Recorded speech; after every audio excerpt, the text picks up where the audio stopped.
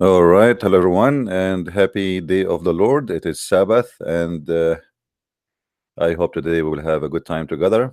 And I hope and we pray that we Muslims, we will have Muslims who call us and give us an answer finally. Uh, one of the funny things about Islam that the Muslim they brag too much about their God, who they call him Allah. And if you go on YouTube and you watch every single video made by Muslims about Allah, you will find that after watching the video, you are more confused from before watching the video.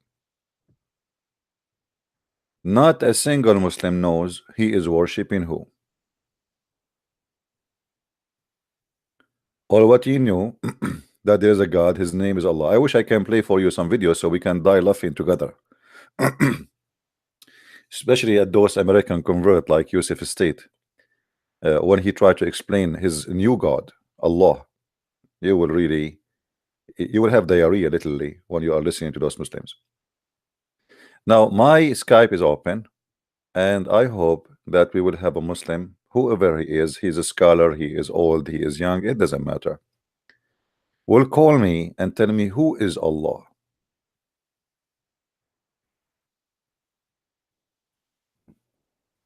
They don't know. It's hard to believe that all those people, they are bowing their ass down every day, bend over, bend up, bend over, bend up, bend over, bend up, but they do not know who is Allah.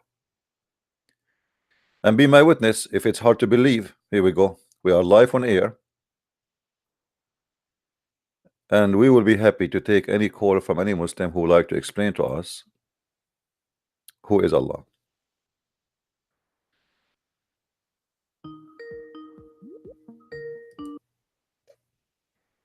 Hello?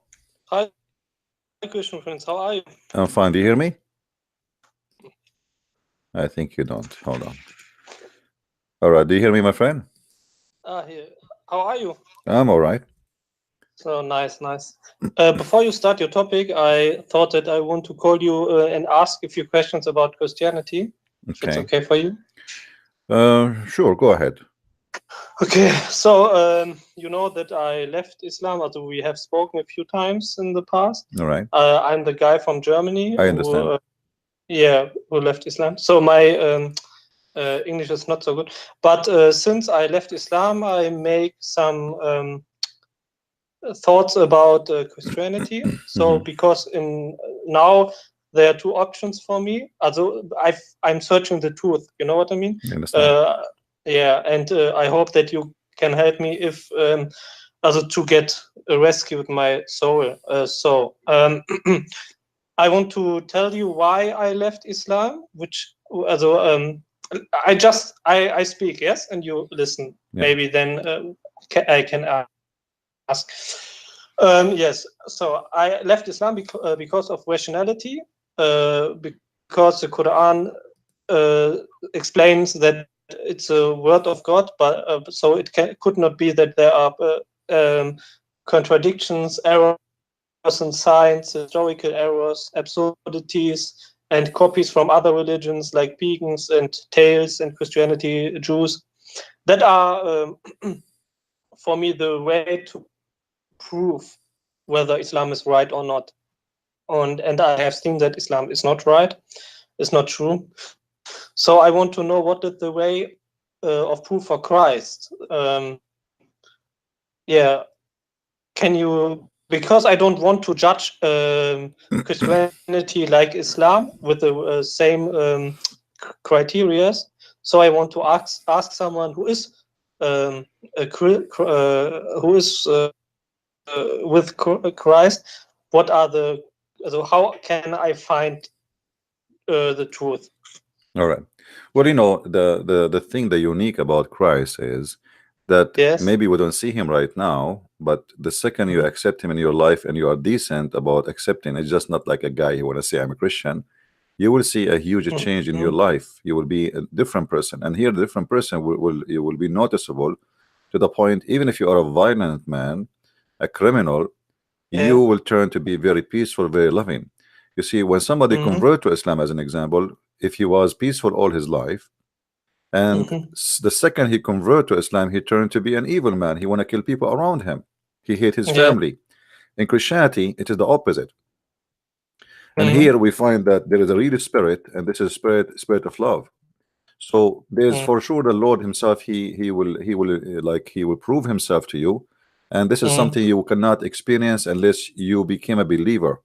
So Mhm. but in your case you are asking how I can be a believer before experience those things, right? So how Yes. I believe, but I did not see, I did not hold something in my hand. Yeah. I believe the best way to know is Yeah. first to study the Bible, the four gospel of Jesus, Mhm. and try to explore the teaching of Christ, what he is about, what kind of Mhm. decency he have, what is kind of ethic he have, what kind, if everything he have is something match in what you looking for, Mhm. then it's possible for you to believe in him. But yet that Mhm. will not be enough.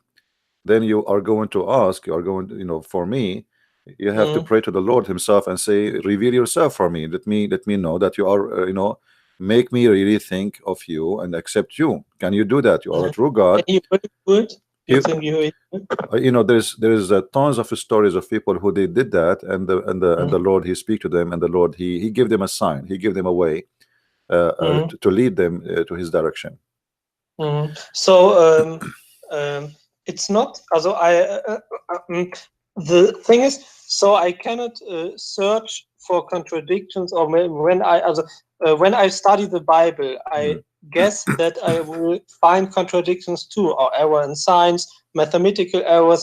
Explain me why it doesn't matter if I find them. No, actually, it matter if you find them.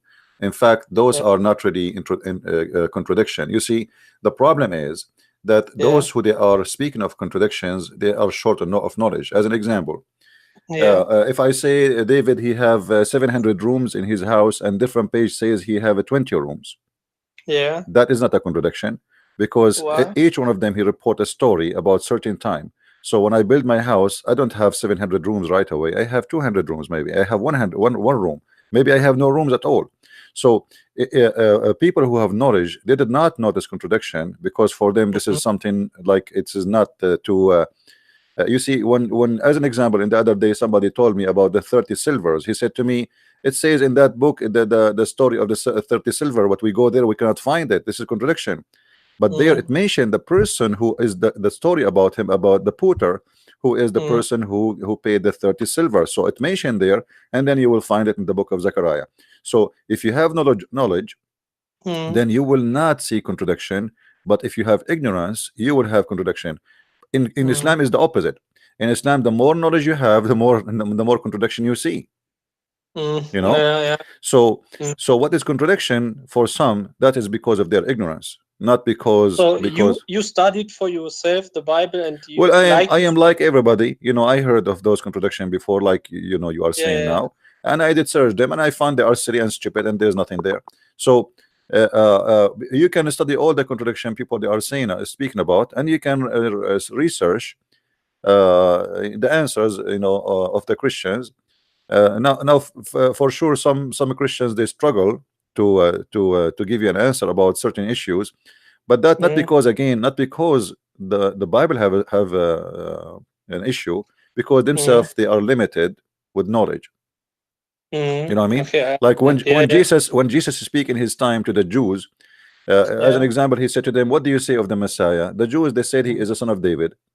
Well, Yeah. nobody can really say he is not, because this is what all the Bible speak about. He is a son of David. David, I have no knowledge about No problem, the my friend. Bible. What? Where? I'm just Who's giving you right? example. I'm just giving you example. It's not about Okay. David now, okay? So Mhm. it's just an example. Okay, he said to them, well, if he is son of David, then Mhm. how David himself call him Lord?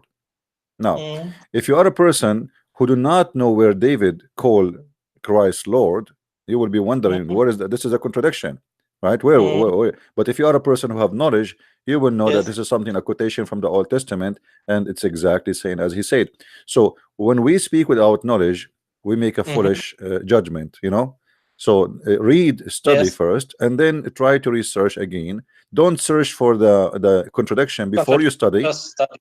You know, Okay, understand. because that will avoid you from making the mistakes. It's like somebody going in the highway, and he's complaining about the highway, but he don't know even how to drive in the highway. You know, so first you learn how to drive in the highway, you learn about the highway, and then you go and then examine the highway if it's good or not. You know. Okay, I understand it. Okay, there are no contradictions, no mathematical errors, no error in science, and when I have knowledge or ask someone as who an has example, knowledge, some they say to you that there is an error in manuscript, let us say writing, because people write by hands, right? Yeah. People write by hands, but even though Yes. I don't agree those are error of manuscript, because at the end of the day they are corrected by the manuscript writer himself. So it's very normal. Like now, if you read my book, you will find some errors there, right? But those are not error about the religion. Those are error about the grammar, error about language, correct? Yeah. Okay. I understand. So we as a Christian, we believe the Bible written not by the hand of God, you know, it's written by the hand of people. And as long as it's written by the hand of people, people are people. So people can make a grammatical mistake, people they can make an error, but it's not God error. Okay, but yeah, that are answers which I looking for. So because people have written it, it's the word of God. But what types of mistakes can I find for me and can say that is because that human No, you see, written when God he say, it's God he say. When a human he say, it's a human he say. So if I say something to you, let us say now from this conversation, I say something to you and it was wrong, this is the mistake of a Christian prince. But if I am claiming to be a prophet of God and the one is talking is God now, and then that is wrong, that is mean that is a mistake of God. Okay, so some prophets are who talks, they made mistakes, and that prophets is are people, my friend. Even the Bible confirms that prophets. No. You know, I want to know how to. I want to know what is my glasses when I what type of glasses I have. I understand. I understand. We don't go. Listen. Let us not waste time. It is not the prophet who will bring God to you. It is God who bring God to you, which means prophet himself, prophet himself, Peter himself, Jesus, he said to stay away from me, Satan. Imagine this is Peter, you know, stay from me, Satan. So here we go. This is Peter. Peter, he took his sword and he cut the ear of the soldier. Jesus, he rebuked him. He said, why you do that? You know. So if Peter himself is speaking, but it's not Jesus, that is Peter speaking. If Peter he says something, that is Peter. You judge Peter by what he said. You don't judge Jesus by what Peter said. Now, okay, I understand. So they are positive. You said you don't want to waste time. Positive miracles are prophecies. I can watch prophecies in the Old Testament and New Testament, right? Prophecies, and the most important thing for me, my friend, for you as a person looking for the truth, that God himself, he will reveal himself to you. It's not just reading a book. Our book is not a plain book. It's not just it's not a dead text. It's a living. Okay. Then show me a few examples which you are knowing how Jesus has revealed to someone. I just watched my videos on last week. You will find many people call and they speak about how Jesus revealed himself to them. Give me please a few examples, please. Well, everyone he have different dream? No, not necessarily. Everyone have different experience. You know, sometimes you read a story in the Bible and you will find that the Lord is speaking to you about you in this story. You will find yourself in the story. So the Bible can be a way, and actually it's very powerful way. It can be that the Lord maybe speak to you, appear to you, come to you, or it can be through other person. You know, someone he brought let us say to your attention something very important and make you believe strongly that this is what you want. So the Lord, he used everything around us. He used the beauty of a garden in your house. He used the beauty of a child in your family. He used everything around you to show you that this is my maid and I am the one who created you. Now this is not metaphorical. This is not something just a spiritual and like fictions. When you feel it, you will feel it, and you will tell me about it. So Okay, I I will cannot tell you now. make you. No. I cannot make you feel it. I cannot make you No, feel it. I have to show you something. Hmm. Something. What happened to me the last 3 days? Okay. That was the reason why I called you and why I believe that Jesus already come to me. Wonderful. Okay. Okay. So I want to show it to you. I made pictures. Oh wait. I made the screenshot. I want to. I have to. Okay. First, I explain it, and then I show you the pictures I made. Yes. Okay. When I lied in my bed, I have seen a cross through the Venetian blinds. You know what I mean? Venetian blinds. Mm-hmm. Yes, you know what I mean. Yeah. The light came from a room of a building which is which fronts the building where I am. Yes. Mm-hmm. And only a cross came through the light. Yeah. Mm-hmm. And in that situation, I feel that something comes over me. My breathing was not under control, and I get goosebumps. You know. Okay. Okay, and now I want to show it to you. Yes. All right. So you And took you took a picture of it?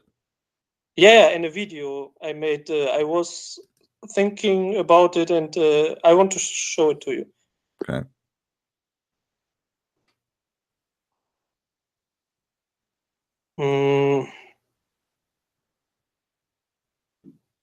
So if you receive a message like this, I don't know, what are you waiting for? Already he came to you. You know, you are thinking about him. I already accepted it in my heart. I already accepted it in my heart, but I have the fear that I get away in the future. You know what I mean? Therefore, I wanted to hear, and you gave me. Follow your heart, my friend. Follow your heart, and your heart is you are a good person. You are not a bad man, so your heart will not take you to the wrong direction.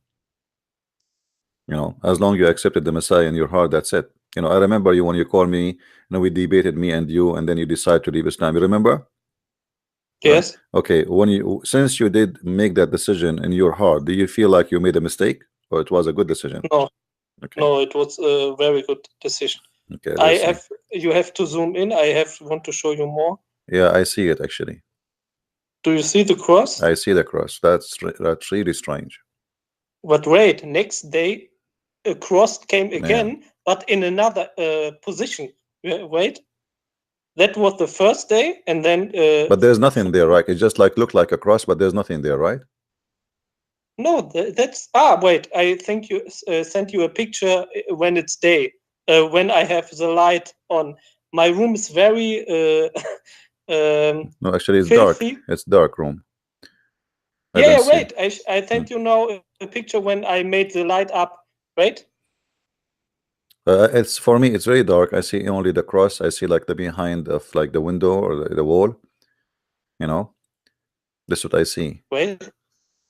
Then watch the second. Sorry, my room's very filthy because I have a Don't worry. cold. You became when you make. Do you see the picture? That's strange too. That's when I have light on. But when I make light. But how off, the light come? I mean, how in the world this is gonna happen? You see, guys.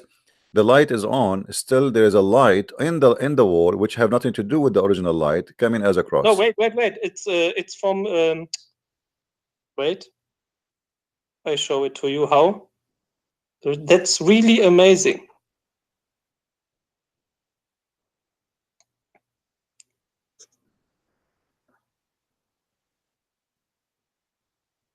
Now you can see how the light is coming from the window. Okay, let us see this one. Yeah, I never saw something like this before. Huh? I never have seen something like this before too. Wait, it's not enough proof for me. I made more pictures. I made maybe 50 pictures. Wait, that was the first day. Yeah. So the strange, even when it's dark, the cross is there. You turn the light on, the cross is there. No. When I turn the light on, it's not the cross. No, because here is the light. I see a light. Even the light is there. That you send me. That light is on, isn't it? Yeah, but now I made the light on, and then it's not a cross. Only when I turn off the light, then I see a cross. No, actually, even when the light is on, I see a cross too. I don't know if you focus with me carefully, you will No, see. wait. I have to go to YouTube then to see it. No, I did not show it in the screen because I need to show ask for Okay, thank permission. you. So Thank because before you told me you don't like to show yourself, and I understand. Yeah. Okay, thank you. Yeah. Where's the cross? Because When if you look at the line, you see when the light is on. On which picture? The second or the last? The one have light on. If you look at the if you look at the drapes of your blind, you will see that there is a cross there. You see the light making different, and you will see it's coming as a cross. So there's a line coming up down, and then if you look from the right, you will see one drape. The light there look totally different. Do you see it?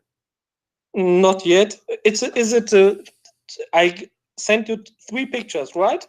Okay. Do you see where the broken drape? There's the broken one. Starting from there's a 3 drape broken, right? There's 3 of them. They are broken at the end. When they are closed. Okay. Yeah, there's a 3 of them. They are broken. Now look at the one at the top right away, and you will like you go like about 5 centimeter away or 10 centimeters, and then you will see the light change from this direction. Can you zoom in and show it on YouTube? Let me do that to you. I will send it to you. Hold on. Because I don't. I will put an arrow for you. Okay. But you have to watch the full proof. That's not enough. That's the first day. Yeah. Okay. Well, I understand, but I mean, even in here, I see something. I will send you a snapshot to your Skype. Hold on. Okay. Thank you. I put an arrow in it so you can see it. Okay. I don't know how to send thing here. Let us see. The file. Okay.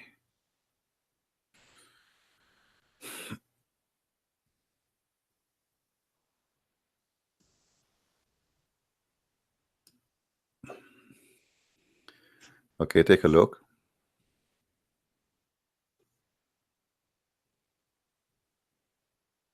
Yeah. Do you see how the light changed in this location? Yes. Okay. So you mean the thing which is going from above? Yeah. Where is the arrow? The next to it, you will see the light change. The light of the drape change. The color change. Correct. Yeah. Okay. Well, this will make a cross, even when the light is on. No. But I can't see the whole cross. You mean the big light is the big light, and there's a light in the middle. You see different color. They are making different color from all the other colors in there, and then it's continue to the other side of the cross. Okay, I see it. Okay, I see it. Yes. Yeah. Anyway, what else you have? This is what you have for about this. All these pictures you have. No. Wait. Okay. I show you on the next day that the cross came again, but a few centimeter below. Okay. But did you investigate? Did you try to investigate the light? How the light is happening there? Is there another source of light or anything? What is making it? Yes. I sent you. Watch the 3rd picture. It's the light from the neighbor house, from the from the room. But this has never happened before. The light is always there, but never saw this before, right? Never ever I have seen. I'm living here since 3 months. Okay. I never have seen it before. And now the second day the cross becomes a little bit below, because I make the thing what is the word? The Venetian binds up and below, and then the next day cross again, but on another place. You see it? Yeah, I see it. You have to understand, I didn't search a cross. I was lying in my bed, and I have on the first day, and then I just look up, and then I see a cross, and then I get the breathing and goosebumps and such like this. And I was praying, thank you. Never became a sign like this when I was praying to Allah. And then next day I was looking a video, the song Mary, Do You Know? You know? The song. And then I looked again up, and then I have seen the cross. Do you have seen that it's another location? And you said you have like a breathing, like you felt something, right? It's not just seeing the cross. On the first time, yes. Okay. It was, I have felt anything, something. So my friend, you know, this is a sign. You are the only one can see it, and you are the only one can believe it, because simply it's happened to you. For me, I just see a picture, and I am a believer without seeing any sign of anyone. I'm a believer. I'm a strong believer. But for you, I think the Lord is speaking to you in his own way. As I said to you before, he can deliver to you things to you. He can deliver a message to you in anything around you, even by people around you. So it's, and you said you accept him in your heart, right? Yes. So what is missing? That's it. You know what I advise you to do? That's it. Read the Bible. Yeah. Read the Bible and go to a church and do baptism. Then you are a Christian, my friend. And then you will see how you will notice after the baptism, after you became a Christian for real, you know, you will see more signs in your life, how your life will change. You will be a different person, a new person. This is why we call ourselves born again Christians. You know. Okay. I'm looking forward to it. Yeah. Well, I'm so happy for you, my friend. That's you accepted Christ in your life, and we spoke to you not long time ago, just a week ago or 10 days ago. Me and you spoke. You were a Muslim at that time. Yes, for 2 or for actually 3 days. Yes. Yeah, people who don't want to hear his how he left Islam, you can go and listen. This gentleman, he gave me a lot of hard time. Actually, he was asking questions all over. It took some time for him to leave Islam, but he decided to leave Islam, which I'm very happy for him to have. And I'm very happy for you now that you got your sign from the Lord and you accepted him in your heart. But I encourage you to read more, because the Lord, he said, read the books, search the books. We are not like the Muslims, bunch of ignorant who believe blindly, you know. Even though believing in what even the Lord, he says, bless those who believe what did not see, but doesn't mean they did not know. So we have to know. Not only, it's not about seeing things, it's about knowing things. So read the books, study the character of Jesus, the way he speaks, the wisdom. If you want to find even mistakes, and according to you, find mistakes if you want. You know, you can search, no problem. Like discuss things with yourself, with your friends. But you will notice that there's nothing absolutely can be better to follow than the Messiah. I encourage you, and I will be happy to receive calls from you in the future, maybe in 10 days from now, if you read the first gospel, second gospel, etc. And you will notice how every story in the Bible, I advise you, when you read the Bible, not to read the story as a story. Try to live the story. This is what I do. Yes, I don't, you know, if I want to understand how Jesus was on the cross, I imagine as if I'm watching a movie. Don't watch a movie to understand what happened to Jesus in the cross. No, because movies are full of fictions and they add things that's not there, you know. So don't try to understand Christ from a stupid movie, even if it's a movie some Christians they approve. No, we don't. I don't believe in movies, and none of them present Christ to us. You want to understand the Messiah, you understand him from the Bible, nothing else. Okay, I will do. I sent you a video. I made a video too. So when I changed with my handy the view of it, so you can see how the cross goes away, so that it's only one. There's only one thing shining in this darkness. And it's only one opportunity to see it, and when I'm lying in my bed, not when I stand up, when I go through the room, just when I lie in my bed and looking to the light from my bed. You see it? Yeah. But you, well, the location of your bed is your location, is where you stay. You know. The whole time. This is why it appears for you in that location, because this is where you will be. I made another video. I don't know whether you want to see it. If you want to see it, I will send you. It's all Not right. yet. No problem. My friend, Because I'm really happy for you. Because I yeah. go through the whole room and looking for another cross, but I can't find it.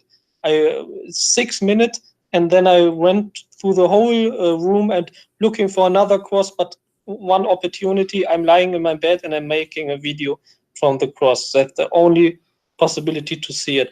That has to be a sign from the Lord, or not? Well, for me, I believe that the Lord, he spoke to you already. He spoke to your heart the day you decide to leave Islam, before the sign you are seeing now. And I believe that there is something inside you making you go in that direction. And maybe you are not aware of it, but later you will find what it is. I think you already. I think you are already in love with the Messiah. Yes. And already you are a believer, and you need just like sometime like there's a big truck, and in the top of the hill, and there's a little rock is in the front of the tire. All what we need to make this truck run is to push this little rock, and the truck will run. So you are a person waiting for the little rock to be removed from in front of you. You have a still little rock in your life, and it is bothering you. It's not letting you go. And here we go. The sign make that little rock go away. Yes. Okay. Thank you. I praise the Lord. Well, we will pray for you, my friend. I will ask all the Christians who are watching to pray for our brother here, who left Islam just a few days ago, actually, after we debated. A few days ago, after debating with me, and he gave me a hard time. And here we go. He accepted the Messiah in his heart, and I hope soon he will get baptism, and he will know what it's meant to be a real Christian, not a fake Christian. Not everyone is born from a Christian family is a Christian. Christians is somebody who is born again with the Messiah by the Holy Spirit. So we pray for you, my friend. I hope soon we will have a good news from your side. Okay, I will. Thank you. Thank you very much for calling. Thank you. Thank you. I have to say thank you. Bye-bye. All right. Well, it's amazing how people they change, and how the word is powerful to change the life of somebody. When he called me, he was in like he have a lot of questions trying to prove me somehow wrong. But he himself in his heart, he have a doubt about Islam for sure. And at the end, he decided to leave Islam because he is a person who decided not to be fooled. As you see, until now, we are asking Muslims, who is Allah? They don't know. I mean, how in the world you or anyone or me, we worship a person we do not know who is he? Look, just to show you the fruit of Muslims, they call me names. If you see the names they call me, son of Muta, a Muslim calling me son of Muta. The funny, if Muta is bad in your cult, if Muta is a prostitution, and we Christians, we don't do Muta, it is your Muhammad who came with the Muta. So why you don't say that your prophet himself is a son of Muta? Was your prophet himself married, his mother married to his father according to Islam? No. Is it true that your prophet, the sister of Waraq ibn Nawfal, she offered him 100 camel to sleep with her, but he was in his way to sleep with the mother of Muhammad, which means he was a gigolo? Go and educate yourself. And as long you believe that Muta is bad, and you are saying to me son of Muta, that's mean you believe truly that Muhammad was a Muta person, because he is the one who come with the law of Muta, that a woman, she can take off her panty, and rent her vagina to somebody. Let us see, we have Abdul want to talk to me.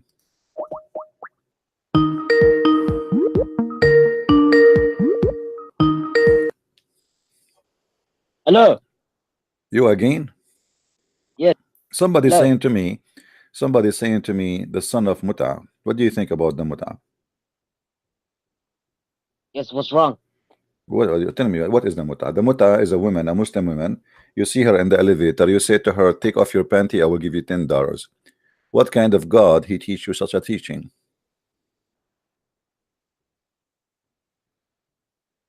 Where does it say that in a hadith? In the hadith does not say you go in the elevator, if you mean the elevator, but in the hadith says Any man, any woman, they like to have bum together for 3 days, 3 nights. It's up to them. You know, is that right? Yes. Okay. So Yes. what kind of a prophet and what kind of religion it says such a thing that any woman, any man, they want to have bum for 3 days, you know, as they say in Asia, boom boom, you know, boom boom. So your prophet Yes. says if any man, any woman agree to do boom boom and for Yes. 3 days or 3 nights and they like to continue or to increase or decrease, it's up to them. So we have a religion of boom boom and we have a prophet of boom boom, but yet you Muslims, you speak too much about dignity. Yes. What's wrong with sex? Nothing That's wrong, absolutely nothing wrong with sex, yes. but this is not about. This is just. This is here just prostitution. Yeah, you know, a Muslim woman. So if your sister, she is going in the elevator and she see Muhammad hijab, and Muhammad hijab, he said to her, "I want to do boom boom with you for $10." You have no problem with that? No. No. Okay. Why But you why you don't have a problem with that? Why you don't have a problem just because you want to make $10? no, I'm having a problem because if he marries her, then he can do it. But this is not marriage. This is about sex. That's why it's called muta. What muta mean? Do you know what muta mean in Arabic? No. Muta in Arabic mean joy of sex. Yes, but it only says here you can do it for if you are married to her. What marriage? Where is the word marriage? Do you see the word marriage? This is the translation, false translation. It doesn't say. It says أيما رجل وامرأة توافقا فعشرة. If a man and a woman they agree to do ishra, which means to have sexual relationship for 3 days, 3 nights. If they like to increase, they increase. Where is the word marriage? This is a false translation. In the English, there's no.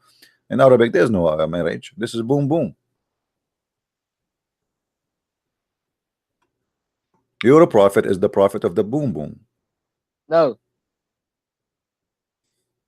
If you compare Muhammad with King Sulaiman, then we have a big problem. Sulaiman did boom boom by mut'ah. He offered women $5 to take off their panty. Your prophet is telling you, your prophet is telling you. 300 wives. You just said that if your sister she go in the elevator with Muhammad hijab and he offer her $10, you have no problem with that.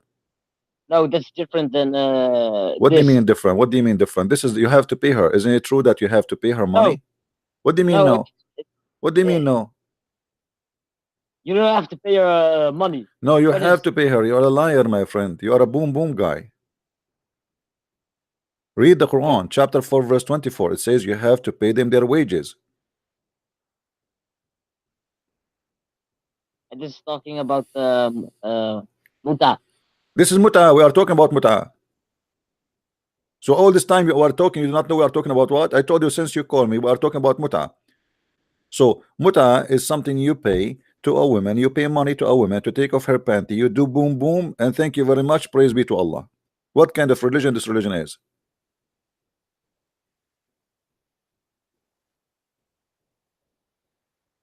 Your God is the God of boom boom. No. What do you mean no? If you are in heaven, you have sex also. If Christianity is a true religion. No, in heaven we don't have sex in Christianity. What? We don't have sex in Christianity. This is why you Muslims don't like to go to heaven of Christians. You like to go to Las Vegas, heaven My of friend, heaven of Muhammad. What kind of God is giving you such reward? But What? because our God is holy. Your God is the God of the boom boom. Your God is imported from Thailand, from Thailand bars. You know, your God is coming from there, literally. So you collected your God Allah from the boom boom land, and you imported him to Arabia, and now you worship the boom boom God, and you believe in the boom boom and everything in your religion about boom boom. May Allah boom you. Okay, let me just give you. Let me ask you. Let me ask you. Do Allah will do boom? Is Allah is going to do boom boom? No. What do you mean no? What if I show you that Allah himself would do boom boom too? Okay, show me. What you will do if I show you? You promise me you will leave Islam? Yes, I promise. Show me. You promise? Yes. I don't believe you. Okay, swear by the fig you will leave Islam if I do. I swear by the fig. I swear by the olive too. I swear by the olive. Oh, okay. Why you swear by the fig? Do you worship fig? My friend, this is not the topic. I know, but I'm asking you why you accept so fast to swear by the fig. Is that because your God Allah he swear by fig? Yes. Okay, why your God is swear by the fig? I don't know. Okay. We go to the tafsir and we will see your prophet saying the following. Okay. And your God, actually. Boom, boom, God. You see my screen? Yes. Okay. Why you always shout? Yes. Why? Take it easy. Relax. Drink some camel urine. This is chapter 21, verse number 17.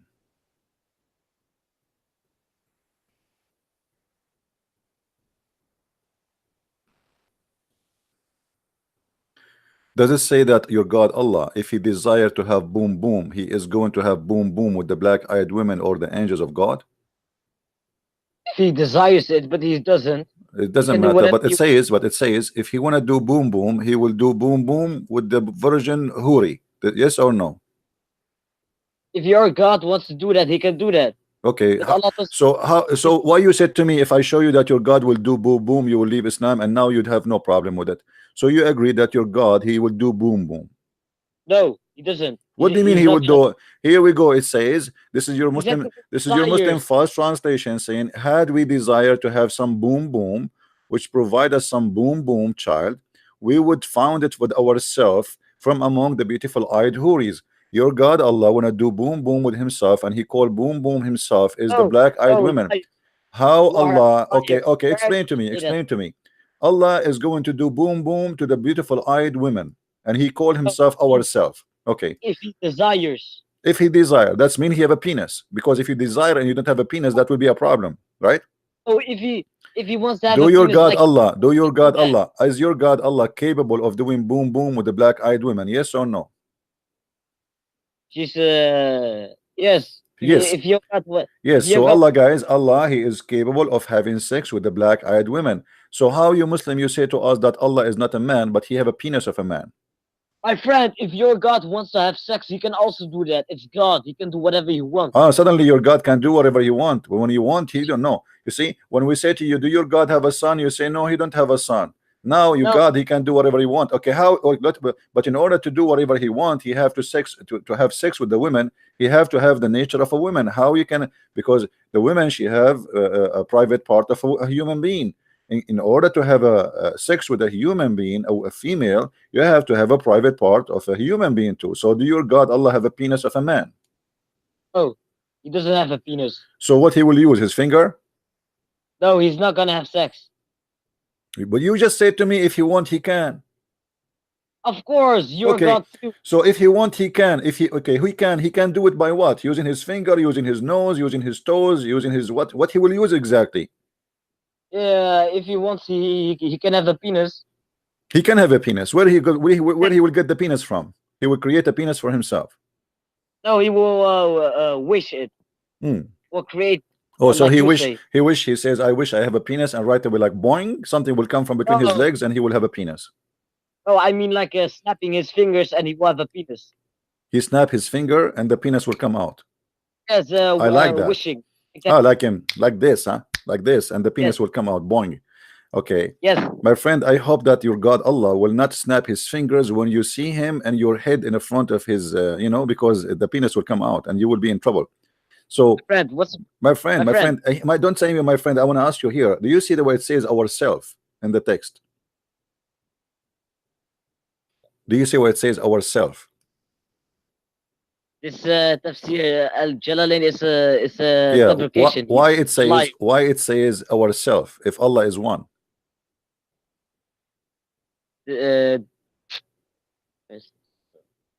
What is angels and no, Allah saying ourself. Allah speaking about himself, saying ourself. Allah says we. No, but here he says ourself. This is different. He is going to have partner with ourself. Are you saying to me he is going to F himself? So now Allah, he snap his finger, his penis come out, and then he do F himself. Are you saying that? My friend, if Allah wants, he can create 10 universes. No problem. No. Listen, Allah here is going to F somebody. Don't tell me he said ourself, and he said what is ourself? He said ourself from among the beautiful eyed Huris. So there is female Allah in Islam. There's female Allah. Her name is a beautiful eyed Huri. So the Huris are from the cousins of Allah. Otherwise, why he called them ourself? My friend, why are you Okay, let me read this verse. Snap your finger first. No, You snap your finger, maybe the penis of Allah will help you. no. Okay, no problem. Keep it in the panty. I'm saying that to you because he will never have any. If you snap into tomorrow, nothing will happen. Trust me. But anyway, Okay. keep trying. Okay, my friend. Hmm. If why is your God? If your God is so such a nice God, why? For example, if a really good woman, she does a lot of good deeds in your religion. She helps people. She spent her whole life helping people with good deeds. And then someone comes, he didn't have a good life, but Jesus still forgave him, and he entered heaven. Why would he have the same reward? Why not saying, yes, this person will go to? Anybody understand anything, guys? Okay. Snap your finger before you speak to me, because I have no idea what are you talking about. Don't change the topic, my friend. Ourself, Allah, ourself is going to have sex with ourself. Who is ourself is going to F ourself? Explain to us.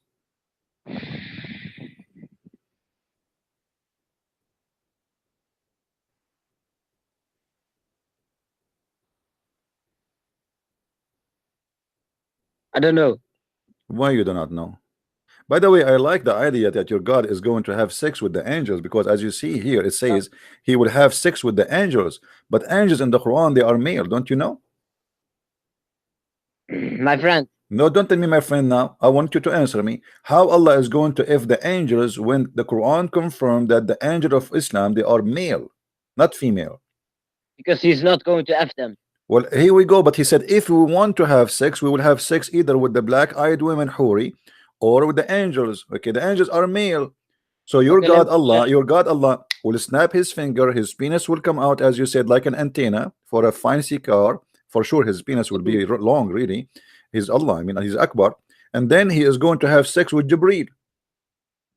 And then after 9 months, we will see Mr. Jibreel coming down to earth to Muhammad, and he's a Britney. How your God is going to have sex with Jibreel? Let me read this verse. Read the verse. And then to take a division, we could have taken it from with us if indeed we were. If some tafsir says this is about that topic, why you saying such thing? Nowhere here does it say Allah is going to F them. It says here to take a partner. In Arabic, it says here lahwan. He will take a partner. Do you see the word partner? A partner, so he can have a child. Do you see it? Allah want to take a partner so he can have a child. He want to have a baby. Me. You know, he want to have a baby. So Allah now he want to take a partner in order to make the partner pregnant. How you make a partner pregnant? You make it by having sex with them, correct? So he snapped his finger, as you said. He snapped his finger, like, you know. I saw actually Muhammad Hijab saying, show me, answer me, silence me. Looked like he was having sex at that time. So here we go. Allah, he snapped his finger, partner, a child, and then we have bingo, and we have a beautiful eyed woman, and we have two options for being boom boom, either the beautiful eyed women or the angels. In Al-Jalalain. Yes.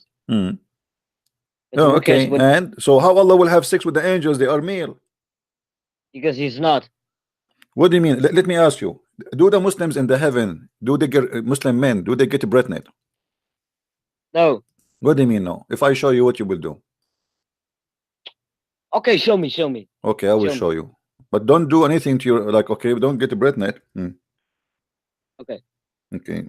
Let us see.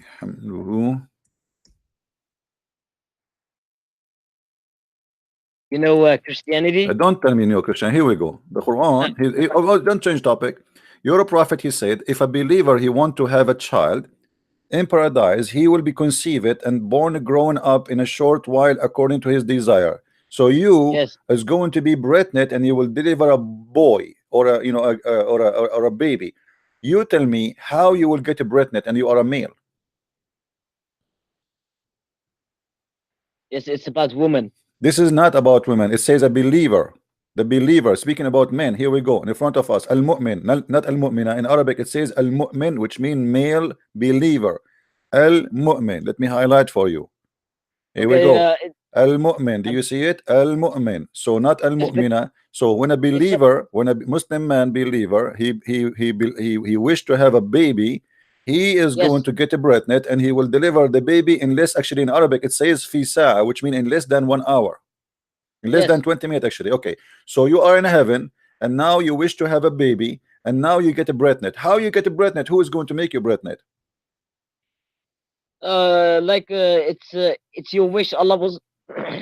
So is Allah is going to bang you? Who is the one who is okay? Who is going to put a baby in your and the baby will be where? In your stomach, in your liver, where the baby? You don't have a womb. You're like a woman. Speak. Allah says, whoever wants a wish, and I will grant his wish. Okay, so you wish to have to get screwed by Abdul like you know, and he snap his finger, he do bang bang beam boom, you know, boom boom to you, and suddenly now you are a breastnet and you deliver the baby in less than 20 minutes. That's wonderful. But now we have I have a question for you. You are a breastnet and you are going to deliver the baby. The baby will come from where? Okay, first let me tell you one thing. Tell me first. The boom after the boom boom. Now you are a breastnet. In 20 minutes you have a problem. The baby have to come out. Where you will deliver the baby out from? I am going to answer your question. First, you will not have a sex with a man. Secondly, I don't know where he will come out. So how you will have a baby? But just by wishing, you get a breastnet. Yes. Okay. Now let us say you snap your finger, you made your wish, and you are a breastnet out, and you have 15 minutes exactly to deliver the baby. Now where you will get the baby out from? I don't know. What do you mean you know? You have to find the solution, otherwise you're going to explode. Where the baby will come out? I will give you options. You deliver the baby from your anus. How big is your anus? Everyone in that Jannah will look like 30 meters long, I think. Oh, still the baby is going to be big because you are big too. Doesn't that change nothing? What are you saying? You are going to lay eggs? You became a chicken there? So you will give birth to a baby, and the baby will fit with the size of the parent. The baby will not be little chicken. Is going to be a baby.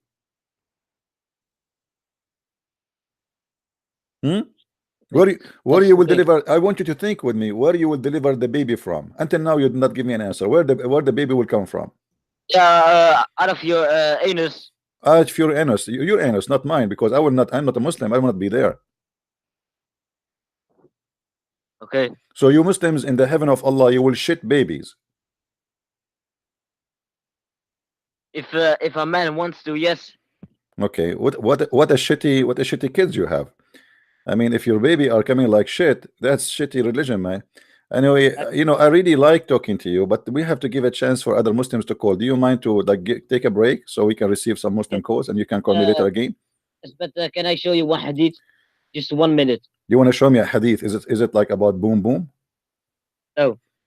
Is it about Allah? About Muhammad. No, I want about Allah, because we are asking the Abdul like you about the God of the boom boom, Allah. Can you show me something special about the boom boom God? Yes. Okay, show me. What do you want to show me? Okay.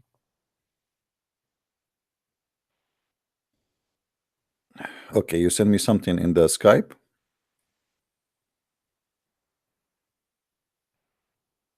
What is that? What Sahih Muslim book number? What does that mean? Just search it up. Okay, tell me, what is that? Okay, wait. Is this the hadith about how to make hummus? No. It's about to do what? Boom boom?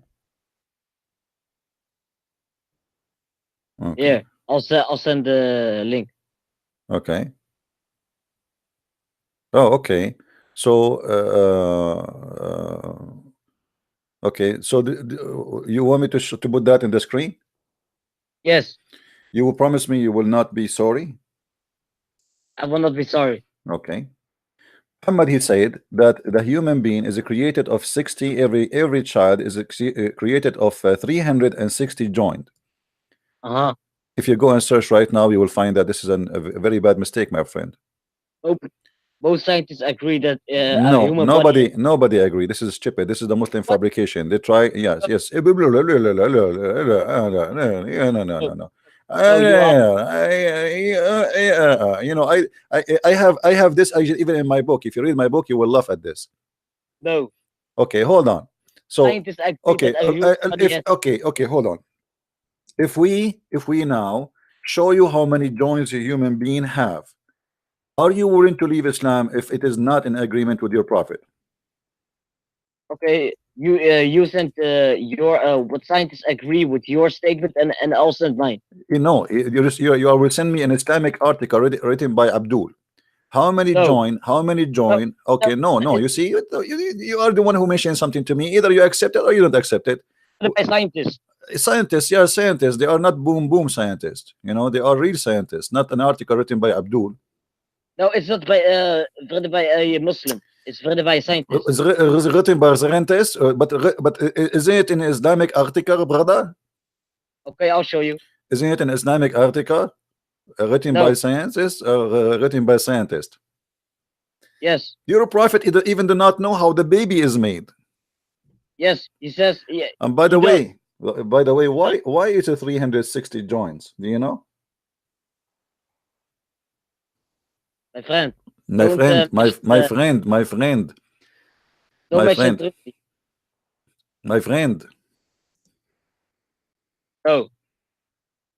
Know what?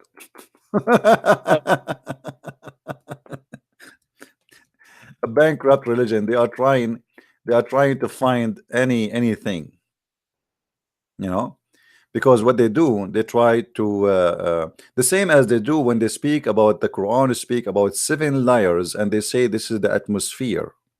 Is that correct, Abdul? I don't know. Yeah, I didn't know. Yeah, In one verse it says that Allah has created above his 7 strong heavens, but I don't know if that's about the all those are made up false fiction stories, and there's no proof of them. All of those are false stories. It says in scientist studies there are between 200 to 400 joints in a human body, and yes, this is what it says. Yeah, I'll show you. I will show you too, my friend. I will show you. Do you want me to show you? If I show you, do you decide to leave Islam, my friend? I'll show you mine. No problem. If I show you, you will leave Islam, my friend. Do you agree? Yes. Here we go. Expert answer. There are 200 to 400 joints in human body. Click on my website. Do you see, my friend? Click on my no, your website is made by the Abdul, and we laugh at it. No. Here we go. This is expert answer. How many joined? This is not a Christian website. This is not a Jewish website. This is not a Hindu website. How many joints are in the human body? It says between 200 to 400, which means they are depend on how you count them. Now, you are why you Muslims are shish kebab trying to cover the boom God issues? You're a prophet. Let me, if you're a prophet, he knew how many joints a human being he have. Then he should knew how the baby is generated. Look what your prophet he said, and we asked you the same question just a day ago. You remember? Do you remember when you said to me that your father is black and your mother is black, but you are white? No, my parents are white. My parents come from North Africa. They come from Tunisia. I don't know. I asked you. You said to me they are black, and then you said to me you are white. No. Okay. Do you is the science? No. Okay, listen, Abdul. Can you find me a science? We showed you in the first one you mentioned to me that this is stupid. Can you find me any scientists agree that if somebody have orgasm first, the baby will look like the parent? 360 joints is true. No, they are not. It's a fiction. I just showed you. Get you busted. Look at my website. What website you have? What website? I send you some.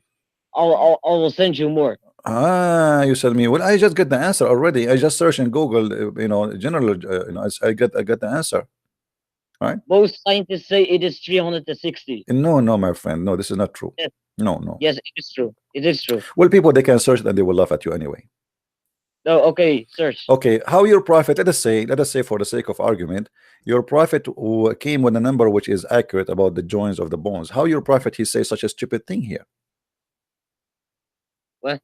What? If your prophet is scientifically accurate and he is the Lord of boom boom, how he says such a stupid thing that if the man have orgasm first, the baby will look the father like the father. If the women have orgasm, the baby will look like the mother. So what's stupid? But this is stupid, my friend. So he is wrong about the joint, and he is wrong about how the baby is generated. In the Quran, hold on. No, no, In the Quran, look at your, do you know what your God is in the Quran? no. Not only your prophet is an idiot, it's your God too. Look what the Quran says about how he made the baby, Mr. Joins. Look what the Quran says. The Quran claim that Allah, when he created a human being, he made the blood, he made you from a sperm, and the sperm became a congealed blood, and then No, not the don't blood. It becomes Allah is a claying leech. leech. Yes, May Allah leech you. Should I snap my finger now so Allah can leech you? What are you talking about? What leech? my friend. Allah is leech. What leech? Where is the where is the word Listen, leech? listen, in that time, people didn't know that the embryo would actually become a leech. All the verses in front of us say clearly that Allah he made you from a congealed blood. Here we go. Is this your Islamic translation or my translation? Do you see it? Listen, the English translation is made from My friend, I do not need English translation. I am an Arab. Here we go. ثم خلقنا النطفة علقة فخلقنا العلقة مضغة فخلقنا المضغة عظاما فكسونا العظام لحما. And now, okay. if hold on, Abdul. Don't make me snap my finger. The last time I snapped my finger, your God disappeared. So look at this. Your God, not only he says that the sperm will became into a clot, he said something bigger than the poo in the beginning. He said that after he made you, the sperm transform into a congealed blood, and then Okay. that clot is going. Hold on, and that clot here, you see the clot. That clot will become a lump, and the Muslim they between two bracket two fetus. It's a translation. In the English, in Arabic doesn't say the word fetus. This is a lie, but they say a lump. We will go with it. A lump, simply a lump. Guys, do you know, like when you eat some meat and then there is like a part of the meat is kind of like almost a bones. Like as an example, if you are making trying to eat the joints between two bones in an animal like a goat or a sheep or etc. That's what he's talking about. So it's like something you cannot you cannot chew. It's not bones yet, but you cannot chew. It's like half bones. So here he make you from a clot into lump, and then he made you a bones. No, it's clot. Hold on. And then he cloned the bones, and then he closed the bones with the flesh. So your God, hold on, Abdul, hold on. May Allah bless you, Abdul. May Allah bless you and give you all the shish kebab you wish to have in your life. So let us talk. We cannot talk at the same time. Hold on. Shut up. Okay, I'll be rude now. Get lost. So the God of Islam, he's saying that in this stage, Allah he make you only bones. Don't call me, no. Don't make me block you. Don't make me block you as before. I will give you. You can call me after. I will block you. Don't do that. I'm telling you, I will block you. You can call me after 30 minutes from now. There we go. Okay, you are asking for it. One idiot. Here we go. Block you.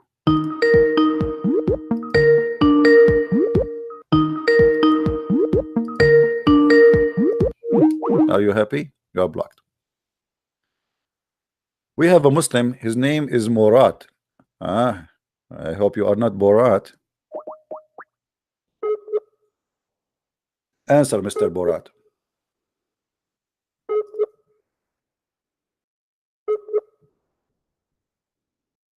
The Muslim who's calling me liar.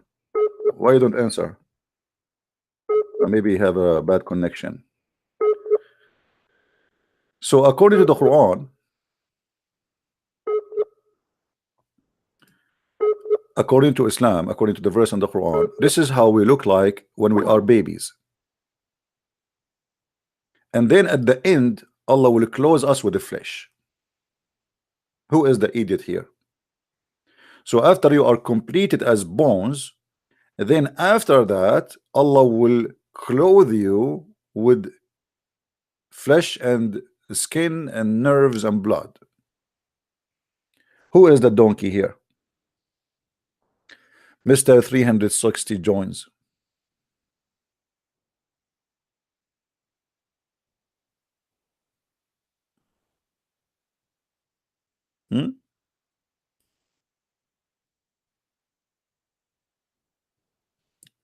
Any Abdul would like to call us?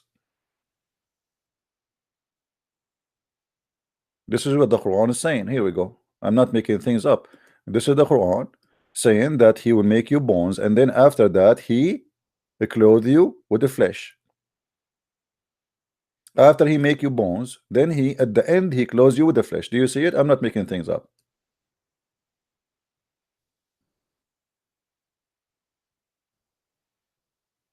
Any Abdul want to say something?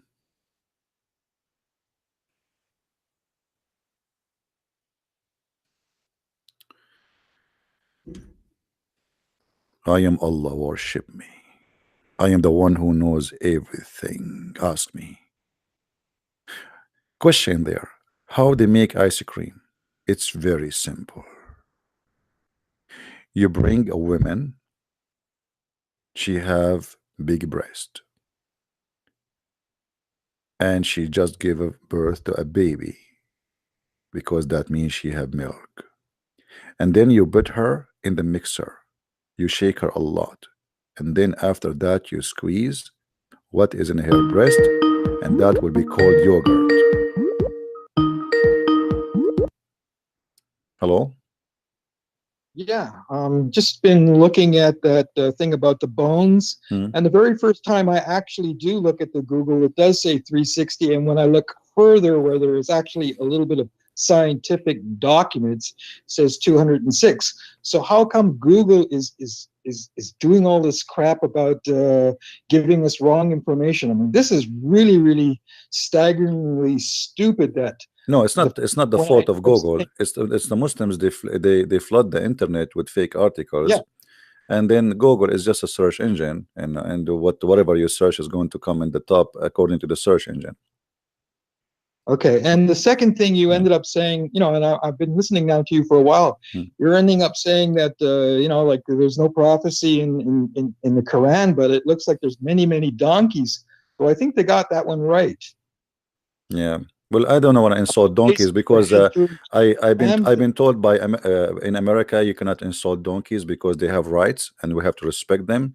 So I decided not to call donkeys when I speak about Islam, because the Donkey Association, they sent me a letter. They say they will sue me if I call Allah a donkey again. No? Well, I do apologize. You're absolutely correct. Correct. Thanks. Take care, my friend. Thank you. Okay, bye. Thank you. We have to show respect to the donkeys, please. I mean, come on. We know better. Donkeys are very peaceful and they are smart, actually. I remember actually once we went to a village in the mountains, and the villager, you know, we are a bunch of teenage, you know, like kids. We told him, he said, you know, take the donkey with you. We said, why you want to take the donkey? He said, how you want to come back? I said, what? He said, if you go in the mountains, you will lose your way. There's no way to know direction, how to come back. He said, okay, what the donkey would do? He said, oh, when you want to come back, just let the donkey go and follow him. And this is exactly what we did.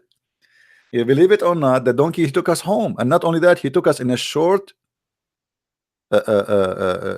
way. So we say donkeys are stupid. The fact, here we go, we are the human, do not know how to come back, but the donkey, he can take us back.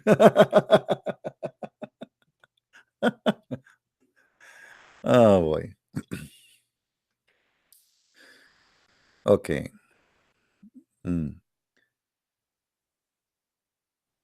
Somebody says to me, you are misleading that our God Yahweh, and let me show you this text of this guy. This guy is saying to us that Yahweh and Allah are one God and the same God. Please, your independent Quranic response will be highly appreciated. My friend, in order to have the one God, at least we should have one heaven, correct? Is that correct, guys? I mean, as simple as that. If we have the one God, we should have one heaven. Do the heaven of Yahweh contain virgins and long penis and endless penis and sex and 70 years orgasm? I mean, this is silly. I mean, it's very easy. Secondly, in the heaven of Allah, you can just watch the video yesterday and the day before. You will see the Muslims agree that they will have sex even with their mother and their daughter and their sister and their grandmother in the heaven of Allah. So this is a very lousy satanic heaven. And the Muslim believe that in heaven of Allah there is nothing is called morality no more, which means everything is a sin in earth is lawful in the heaven of Allah. So when somebody want to say to you that we have the same God, he is the certified, I don't want to say donkey, I want to let us say mule. It's more safe because mule is not like he don't have a big tribe to support him, you know. Mule is not like a mule is a relationship, a one night stand between a horse and a beautiful sexy female donkey. So he is certified a mule. Same time, our problem with the Muslims is not the name of God. Let us say the Muslim, they change the name of their God and they call him Yahweh, they call him Jehovah, they call him Elohim, they call him Jesus. Still that will not make him God, because the God of Islam is a stupid, is a fool, and he have no ethic. So it's a foolish of anyone to say we have the same God. Anyone he claimed to be Christian and he say to you such a thing, leave his church immediately. He is teaching from the devil. If you ever heard me, Christian Prince, saying to you that the God of the Christians and the same as the God of Islam, that's mean a Christian Prince is a corrupt man, you should never listen to him for a second. And as you see, the God of Islam is a stupid. He's not even exist. Who is a Muslim can prove to me that this God is exist? Have you ever heard of God he says stupid things like this?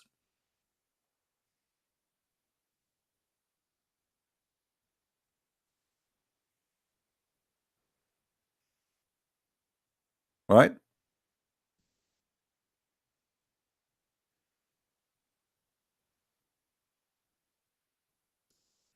My friend, our problem with the madness of Islam is not a name. Oh, we have a Muslim here is challenging me. Hold on.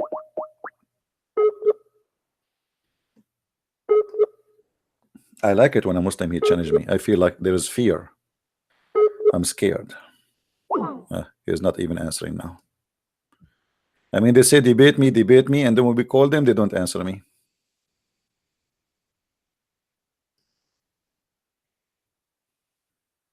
Do we have any Muslim?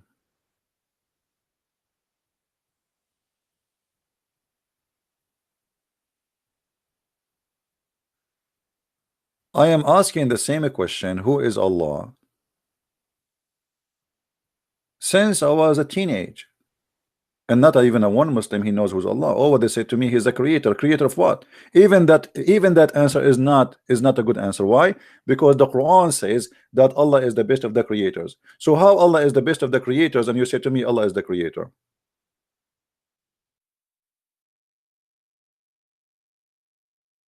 And how foolish that Allah is to say that he is the best of the creators, which means he just admitted that he is not the only one creator. And here you will notice in the Muslim translation, they change the translation and they say that he is the best to create, but in fact, it is in Arabic, Ahsanul Khaliqeen, the best of the creators. If you change just the translator, suddenly the translation change. And this is why I say, don't ever trust a Muslim translation. They are certified lying machine. We just change the translator and bingo, suddenly he is the best of the creators. Did you ask yourself why they are trying to hide it? There's a huge difference between the best to create and the best of the creators.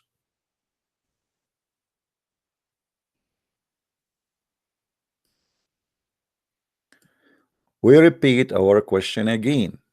Who is Allah? Rahim, how are you, Rahim? Rahim, what was your name in Skype? Let me call you Rahim. You want to call me Rahim? What was your name in Skype, my friend? Rahim is a smart Muslim. He is smarter than the rest. And yesterday we got him busted, so he cried. And he went crazy. Aren't you the one we got him busted yesterday, Rahim? You want to try again?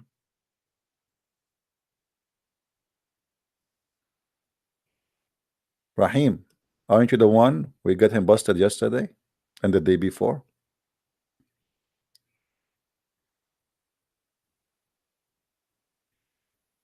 You know, sometimes the Muslim, they force me to block them, like the guy who was calling me non-stop, because, you know, we tell them, just give me a break, you know, to take other calls, and they keep calling, annoying. So, Rahim, what is your name, my friend? What is your name in Skype? I will call you myself.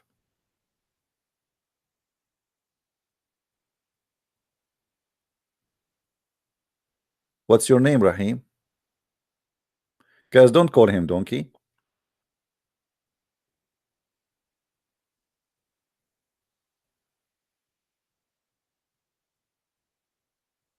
Abdul is the name. I have many Abdul here. That will be in this way to find. I mean, do you know how many Abdul I have in the list? I mean, what kind of a name you have, my friend? Abdul?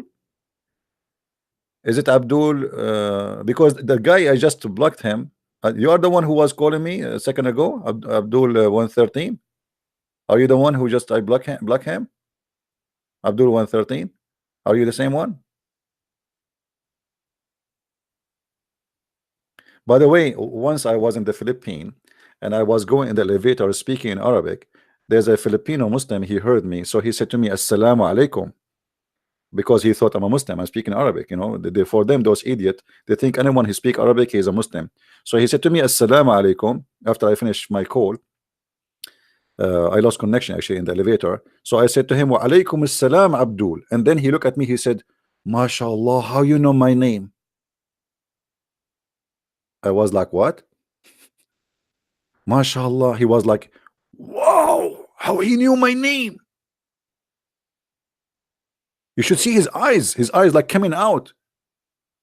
MashaAllah, how you know my name? I said, all of you are Abdul, aren't you?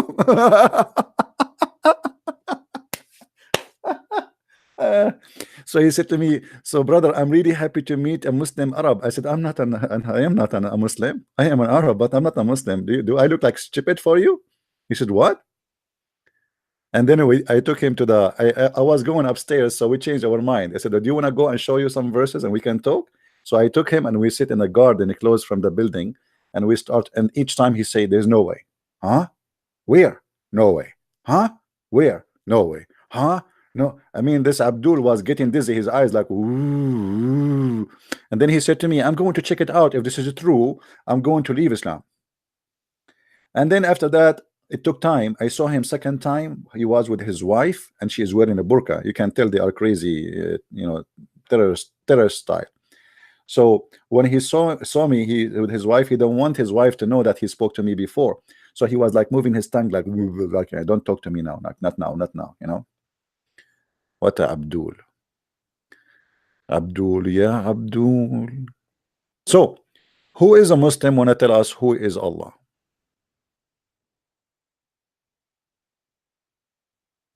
Who is a Muslim? Want to tell us who is Allah?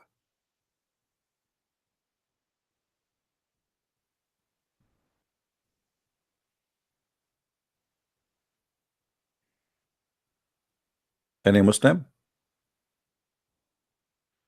Mayday. A Muslim answer is required. Until now, we could not find one Muslim knows what is Allah. You worship unknown God. How funny, how silly. Isn't it weird that you repeat to us Allah is God, Allah is God? The second we ask you who is Allah, you have no idea. You go in disability. You give us speeches about the amazing Islam, but you do not know anything about your amazing God. That additional to that, he have an amazing, magnificent leg and foot. Shia is the same garbage, you know. Shia, you know, the Shia and Sunni are the same, you know. It's like two images for one coin. one in the front, one in the back. Both have the same madness. But actually, Shia, they are more stupid. I mean, like as an example, the Shia believe. If you have my books, you can go and read the six and Allah. I don't know how many of you have those books. You will see the Shia believe if you wear black shoes, your penis will not function. And guys, I feel sorry for you if you wear a black shoe. It's proven scientifically that if you are wearing a black shoe, your penis will not work, and not only that, you will lose your sight. And this is proven scientifically. And the Shia, they tell their followers that you have to wear a yellow shoe, because yellow shoe will make your penis powerful and your sight will become so strong. This is why Hezbollah, they have a yellow flag.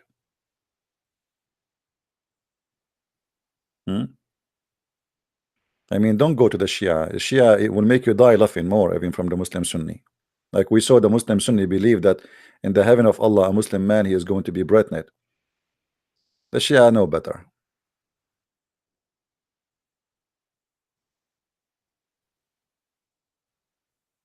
Any Abdul?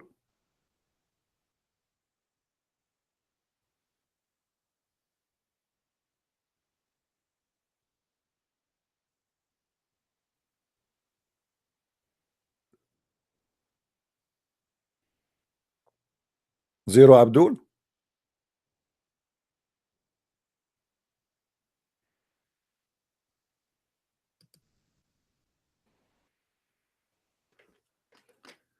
So just to make it simple and clear, those Abdul, they are worshiping a God which is unknown. All what they knew that he have a foot, he have a shin, he have two eyes, and he is short, and he have a curly hair, and he have a big ass. Anything else they don't know. My shoe is black. I cannot share that because that, you see, I'm trying to find a wife, my friend. If I tell what kind of shoe I'm wearing, then women, they will not maybe like to marry me. Hello? I mean, don't do that to me. I think those who they own dating website, now they are going to add one section to the profile, the color of your shoe.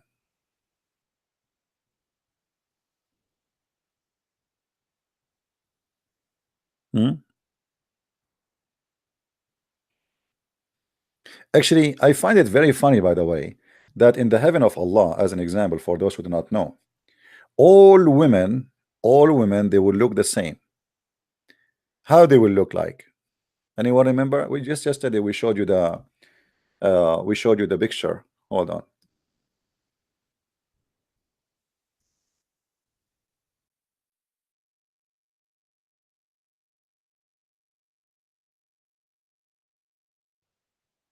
This is how women in the heaven of Allah they will look like. Let me show you the picture. And I am not exaggerating. If any Muslim he will say I'm lying, I will show you the reference immediately.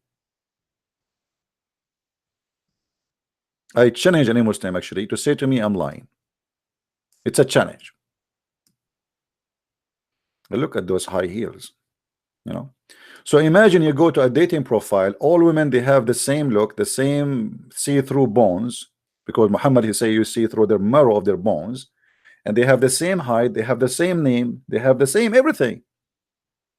And not only that, surprise, surprise, in the heaven of Allah, even men they will look the same. All of them, they will be 33 years old, the age of Jesus, and they will have the face of Joseph, because supposedly he was very handsome, and they will be very white, and they will be 30-meter tall. And by the way, some statement they say they will be 90-mile tall, 90 mile, and the women they will be 30-mile tall.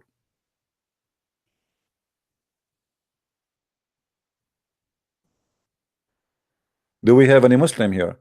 Sorry guys, I am putting this in front of you. You might get tempted. Let me tempt you more. Look at this, man. Look at this. Oof. It's not easy to be single these days. And you see those pictures. Man, oh man. That's not, life is not fair. No, let me tempt you even more. Look at this. Oh boy, this is going really wild.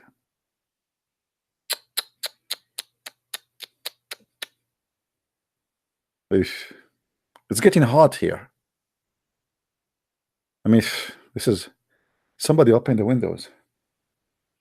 Why we are saying this is how women in the Islam religion look like? Let me show you, my friend. We are not making things up. If we go in the statement of Muhammad, he said the following.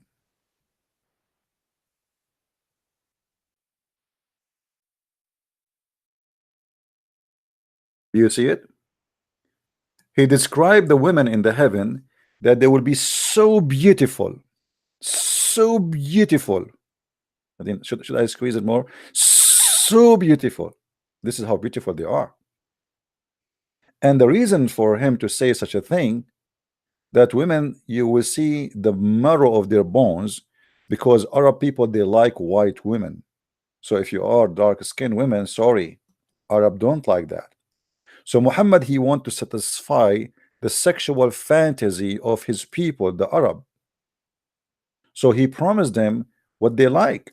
He promised them women, they are so white to the point they are so beautiful and they are transparent. I mean, don't you, all of you, wish to have a wife, she is transparent, so if she ate the hamburger from your refrigerator, you will know who ate it?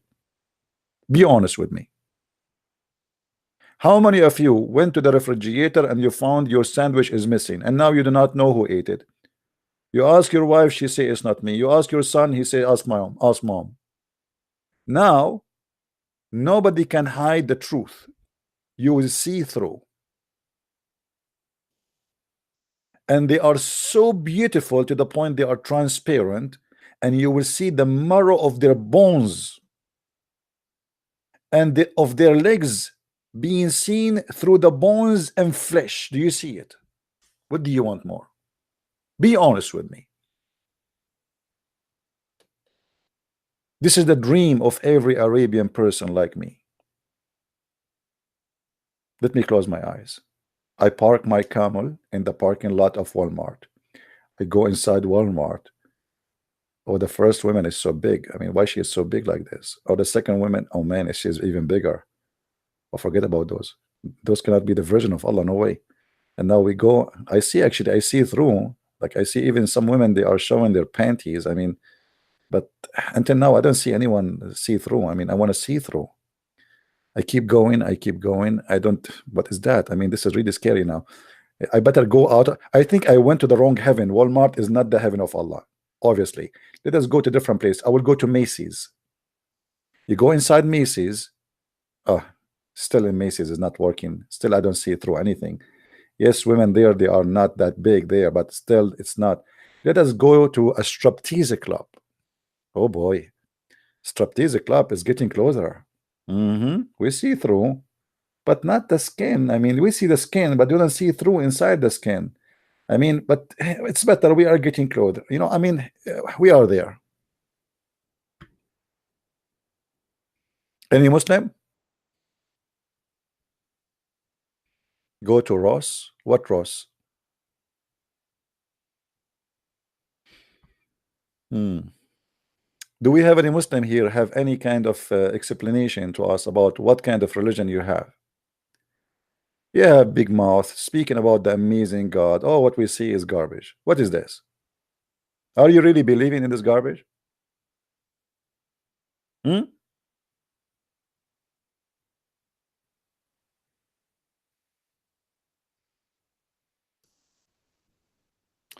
But the good news, you see, yes, Muhammad, he said to them, let's see different hadith. Hadith in Arabic mean a speech, a speech made by Muhammad or his companions.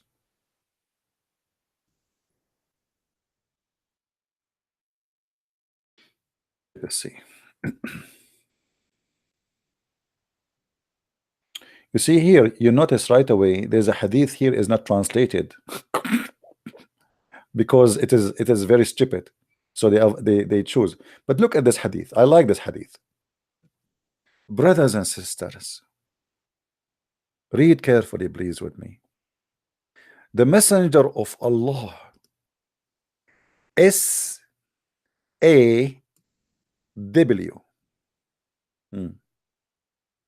You know, I tried for a while to understand what this SAW mean, and to be honest with you, I could not come to a conclusion.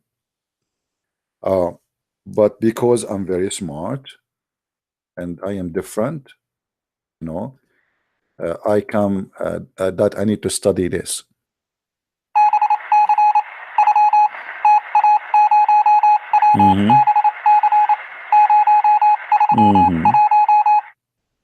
Okay, I think this is like Sasuke after wide wet dream. Sasuke after wet dream. Okay, so here we go. The Prophet Muhammad, peace upon him, SAW FMAM, you know, he said,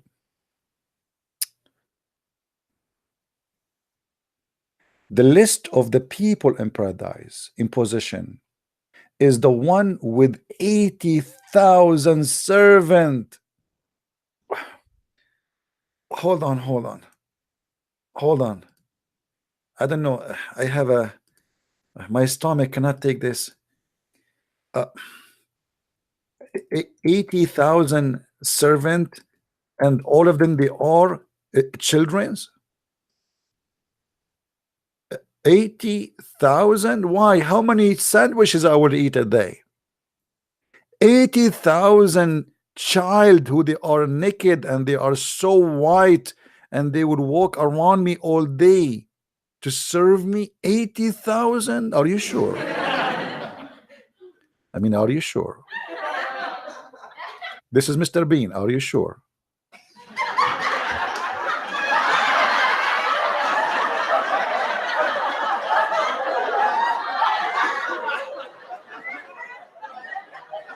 There's a video made by the guy. By the way, guys, if you like our channel, don't forget to subscribe, and if you don't like it, subscribe too, because Allah will give you a blessing if you subscribe and later unsubscribe, because in Islam, bad deed can be cancelled by good deeds. So look, let me tell you a trick.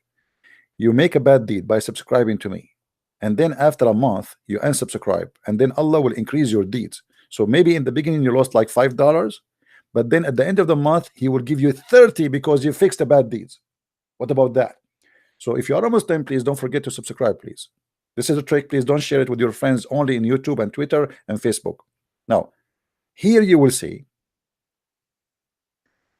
Muhammad is seducing men, and by the way, the Quran speak about them. He says he described them as a lu'lu'ul maknoon. A lu'lu'ul maknoon, lu'lu', you know, the pearls, the white pearls, who they are inside their shells. They are so white and they are so soft. Why in the world you want to describe for me little children's in such a way? And not only that, the Quran says they will not even bleed. La yanzifun. Why they will not bleed? Bleed from what?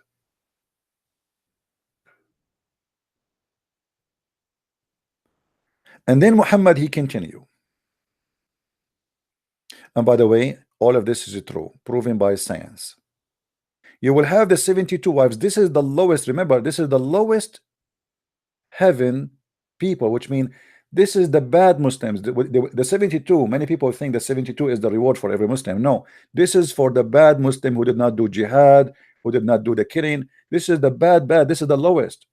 72 wives and 80,000 servants. This is for the bad one. 72 wives, and he shall have a tent of pearl. Man, I don't know how many of you do camping. I feel sorry for you. There's no way to compare between a tent made from pearl. You see, Muhammad, as a Bedouin man, he could not take from his head the word tent. So even in heaven we have a tent.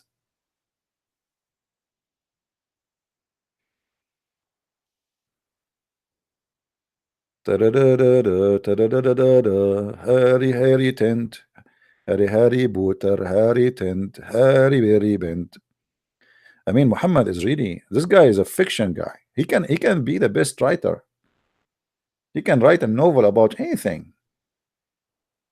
And look, even the tent is have a cardamom around it, have za'faran in the floor, the ground, and there's diamonds. I mean, look at this, look at this, look at this. Unbelievable. And the size is the size of the tent. Now here is the problem. I am really upset that Allah, he gave me a studio size tent. The size between them, between the wall of those tent, is Al-Jabiya and Sana'a. Do you know what does that mean? Is more than 1,600 kilometers. I'm really disappointed that Allah will give me a small studio bedroom. 1,600 kilometers.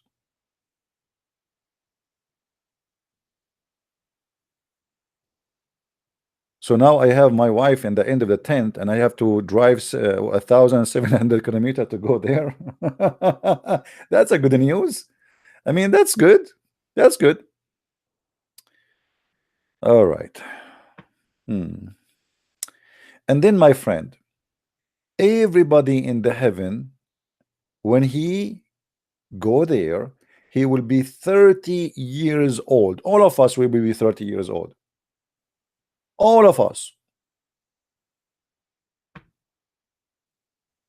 All of us. What do you want more? Do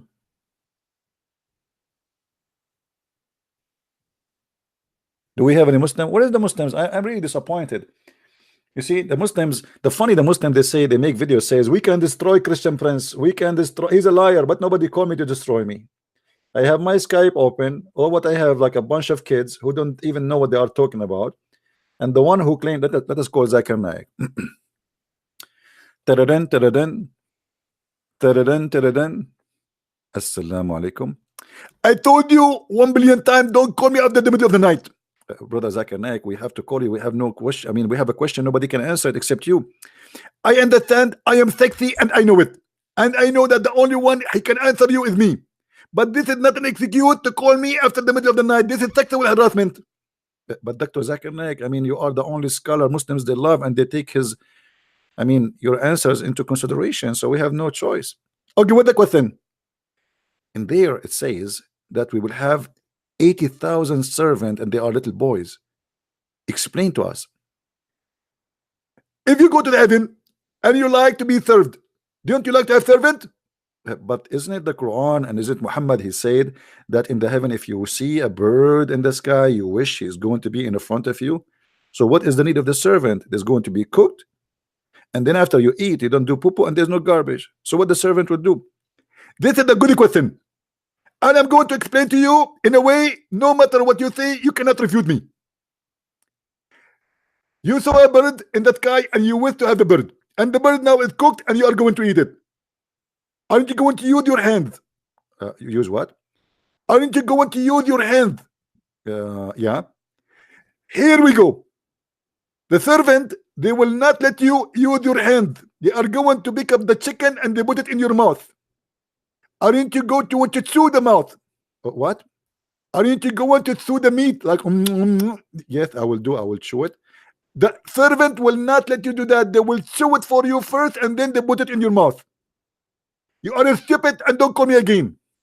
Okay, that's convincing. I mean, here we go. We have the answer. Thank you, Zakir Naik.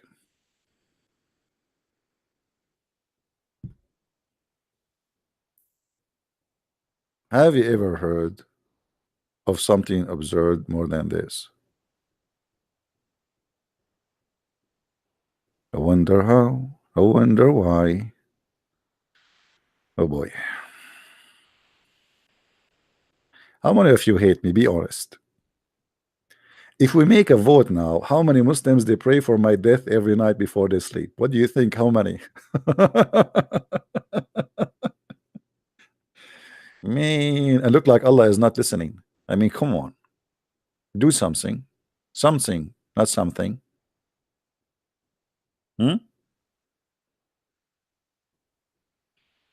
Once the Muslims in a chat room, they open a big chat room. Actually, what? Hold on. I went to serve in the army, and I came back. I was away for some time. So the Muslims, they opened chat rooms. Imagine the same day I came from the army is the same day the Muslims, they have a room. It's called Celebrating the Death of Christian Prince. So that was in Paltalk program. I don't know if any of you know it. So I went to Paltalk and I spoke to the co-admin, like, you know, the company admins. And you said there's some people, they are opening a room in my name saying celebrating the death of Christian Prince. And look at the edit, what he said to me. He said to me, are you saying you're alive?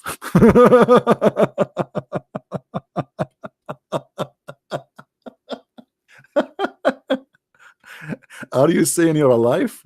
I said, what? Are you saying you're alive? I said, what do you think?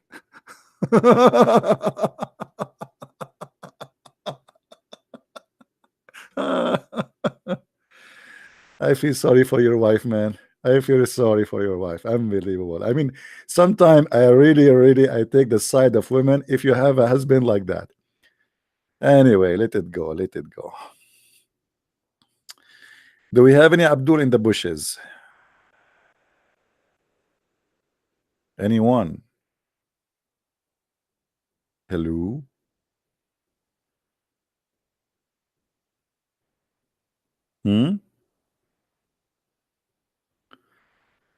So look, for how long we are here, not a single Muslim knows who is Allah. They speak too much, they say nothing. It is a false religion, and there's nothing truthful about this cult. They take advantage of you that you don't speak Arabic. They take advantage of you that you do not know much. But the second they meet someone like me, Islam is in trouble. And surprisingly, by the way, most of people who buy my books are Muslims. Most of the people who read my books are Muslims, and they get shocked when they read them. Because in Islamic countries, who dare to question Muhammad, and who dare to say the silly, stupid religion, how silly it is? Nobody there. And actually, me myself, if I live in the Middle East, do you think I will be able to write even a word against Muhammad? I will be executed after 2 seconds. Islam is the most stupid cult ever you can imagine. And I am here, and I challenge any Muslim to call me right now and prove me wrong. Who is the Muslim want to do it?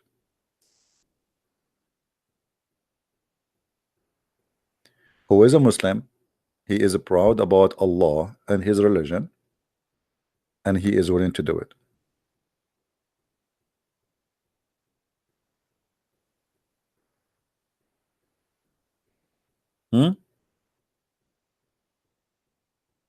You see, I do what nobody do actually. I open my Skype for people to call me, and that is a big challenge because you don't know what people will say to you.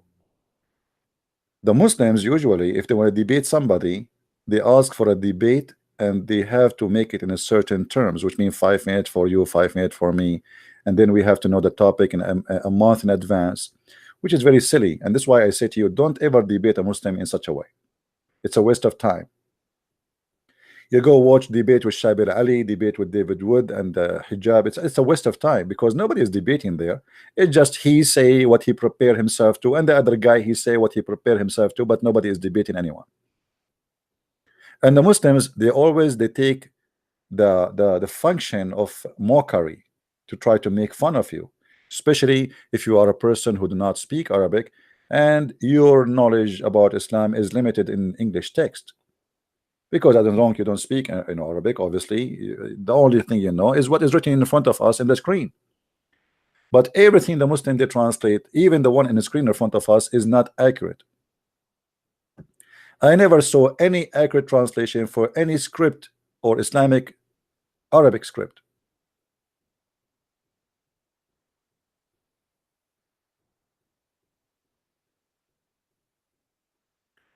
This is why what we do is very important, because we are the missing, let us say, what is missing, what is a weakness in your side of knowledge, we fix it.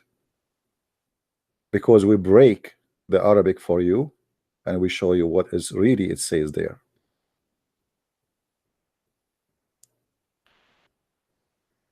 Now, who is a Muslim is willing to call me and prove me wrong?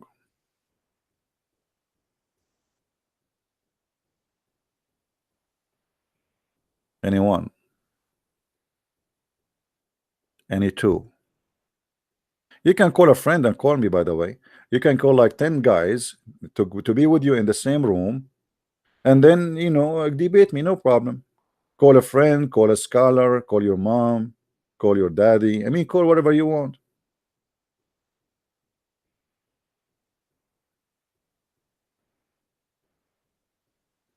Anyone?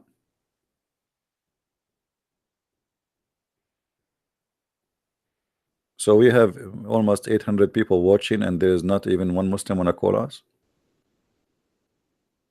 That's, you see, always when I say not a single Muslim or nobody knows who is Allah, the Muslim don't call. Why? Because they don't know. Should I change the title? If I change the title and I make it how to shave underarm, you will see how the Muslims are lined up to answer you.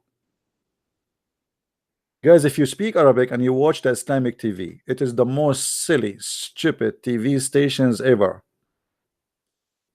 A guy is waiting online for 20-30 minutes and he spent $200 to receive the answer how he can shave his underarm. Is it halal to use material made in kuffar land? Brother, it is halal if my wife, she color her hair, some of it is red and some of it is yellow and some of it is blue. He want an answer from Allah. Those are the questions and the serious answers. I remember once when a Muslim woman, she called the sheikh, and obviously she is a whore, she is making fun of them because the way she was talking, I mean, she is tempting them. I wish I have the recording. She said, Assalamu alaikum. My sister, she told me that each time, but she is saying it in a very like a very you know, sexual way, that when I take off my clothes and I get naked in the front of the fish tank, the fish, they start shaking, and the sheikh is listening, and the other guy next to him is listening, and they start drinking water and they are sweating. And and a sister, I think, and billah, sister, that those fish, they have a genie and they are looking at your pure beautiful body, and sister, I advise you not to take your clothes in the front of the fish tank. And then she said, but this is the only room I have, what I will do. He said, and he start like thinking now, he's squeezing it like okay, what about you cover the fish tank with the blanket before you take off your clothes?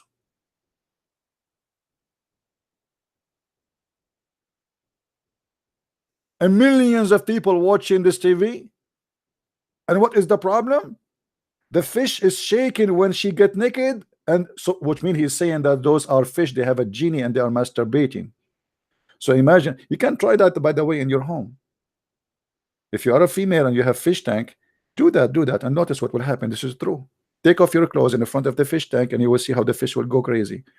Like the fish, like, she's naked. Allahu Akbar. Call your friends, and all the fish, they come from like from under the shells, from the inside the boxes, inside the fish tank, and everybody will be lined up in the window of the fish tank, and they are like, wow, look at this, man. She is taking off her bra. Allahu Akbar. Look at this. And the fish is shaking like, and the water is boiling, like going crazy. And then the sperm will come. This is Islam.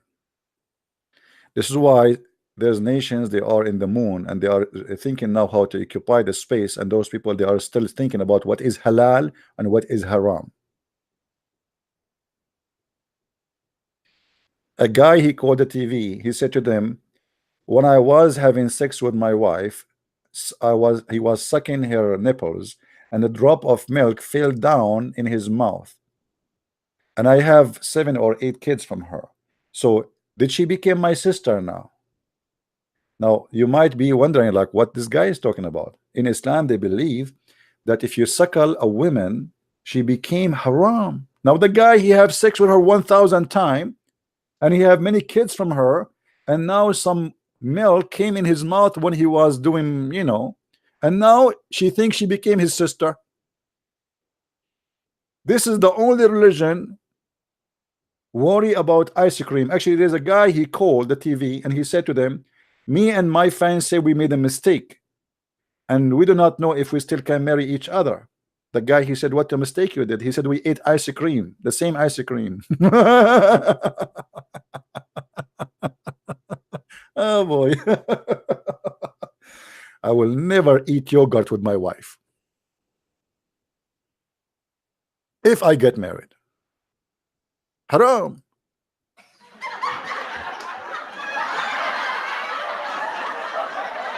Are you kidding me? This is dangerous, brother.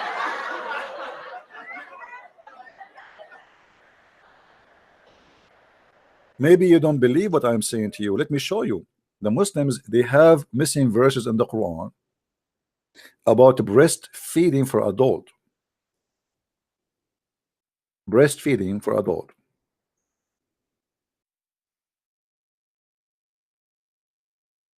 Read with me carefully.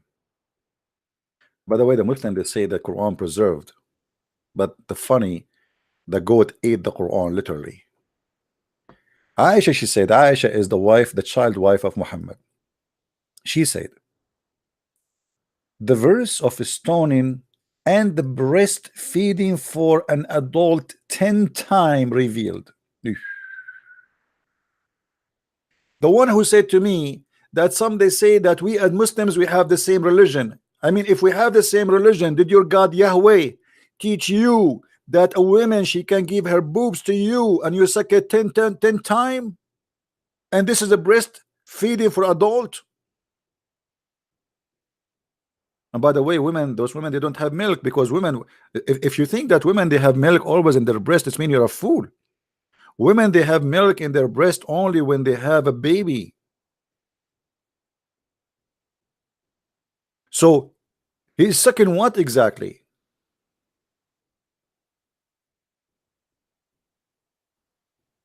And then here it says that this verse is revealed by Allah.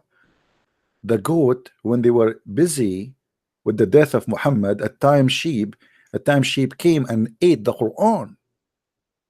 And by the way, until now, this, if you go to the FBI page in Saudi Arabia, they have a picture of the goat. It's until now wanted. And by the way, there's a big reward if you can find this goat, because obviously this goat is very, very, very dangerous. Keep any holy scriptures away from this goat.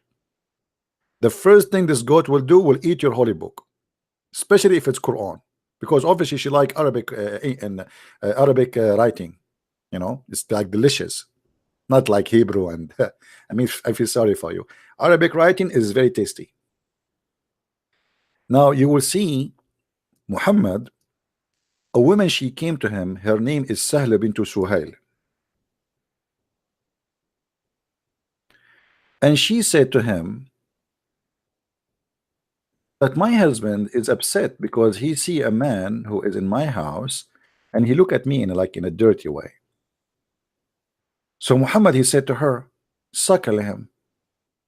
Boing. What? Suckle him. The husband is upset because the guy is looking at her in dirty way, and you say to her, suckle him. The woman, she said, after he said to her, suckle him, she said, how I can suckle him and he is a grown man?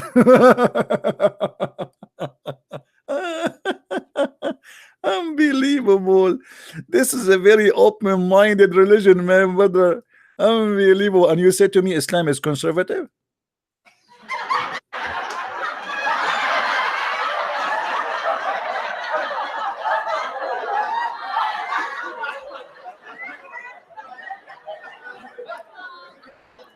My brother, don't allow your wife to shake hands with any man. Don't allow your wife to speak to any man. It is haram. Brother, can my wife give her boobs to a stranger? Absolutely, brother, because the Prophet said you can do so, and this is halal. And look how conservative we are. Our women, they cannot show their face. They can show only their breast and their nipples, and you can suck them. Actually, I wish I have money. If I have money, I'm going to open a drive-through adult suckling fast food in Las Vegas. But sadly, nobody want to invest with me in such an amazing idea. What we need to do, we hire some believers who put their breast in a small window. And men, they drive through, beep, beep, they put the coins, and then the breast they come out. And then you start sucking the nipples 10 times. 10 times, by the way, not 10 times in the same time. No, it have to be in 10 different days, which means you pay one-time subscriptions for 10 times, and you have to come back 10 times. You cannot do it in once. You each time you suck until you are satisfied. I'm not going to explain to you exactly what does that mean. You are adult and you know what I'm talking about. Isn't it? This is amazing.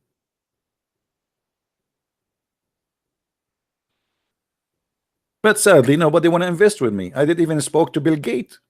Bill Gates, he said, "Are you going? Are you asking me to open a breast gate?" I said, "This is a good idea."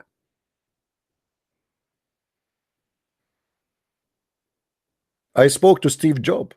He said to me, "Are you going? Are you asking me to open suckling job?" I said, "This is a good idea."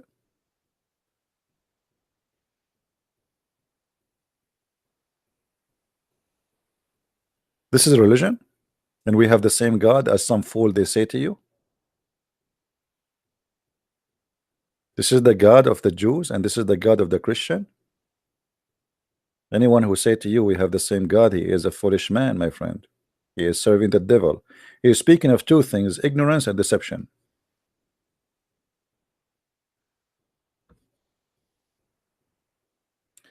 Do we have any Muslim want to tell us who is Allah? Guys, be honest. Do you like this channel? How many of you like it? Nobody? Nobody. Nobody know. Nobody know. Nobody know. Nobody. Da-da-dum. Nobody. We asked them who's Allah. Nobody knows. Nobody knows. Nobody. Nobody know. Nobody know. Nobody knows. Nobody. Okay, if you like it, don't forget to subscribe and later unsubscribe. And thank you, by the way, for those who make donation. I wish I can give you a free subscription for breastfeeding for adult, but I cannot. My Lord does not allow it. Unbelievable. Any Abdul here. And by the way, our channel is received by people from around the earth, because people, they are desperate looking for someone who knows and someone who can get how stupid this cult is. Most of the Christians, when they debate about Islam, they lecture us and they preach. Here we don't do that. Preaching have a place, education have a place, and education come first in order people understand our preaching. What Christians they do, they preach first, and the last to come is education. This is why we go to our churches and then we don't find answers in our churches from any church when you speak about Islam. If your church don't teach you, who's going to teach you? If your priest even he deceive you and he says to you, oh, Islam is Abrahamic, you're right. You see, one of the biggest trick or trap Muhammad he did, he used names which you approved, and that is to put the poison in the dish which you like. So I put the name of Abraham there, I put the name of Jesus there, I put the name of Mary there, to make you believe we are the same. But this is a big deception. The Messiah, he said, they come to you in a clothes of a sheep, but they are wolves. He will not come to you in a clothes of a wolf. He will say, here we go, we believe in Jesus, we believe in Mary, we believe in Moses, we believe in Aaron, we believe in Abraham, we believe we have the same God, in order to deceive you, my friend.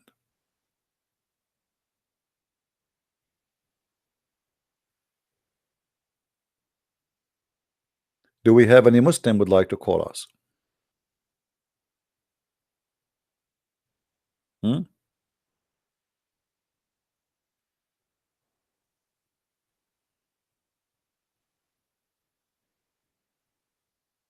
Any Muslim?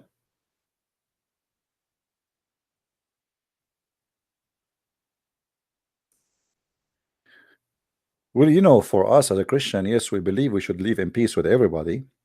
But sadly, the Muslim don't believe in peace. Now, I'm not saying that every Muslim want to do jihad, but this I'm talking about Islam. Islam as a religion don't believe in peace. The Quran says it clearly. Cry not for peace when you are the uppermost. So a Muslim who is a real believer, he have a duty is not to cry for peace unless he is weak. In this case, if he is weak, he is allowed to sign a temporary peace agreement until he is strong.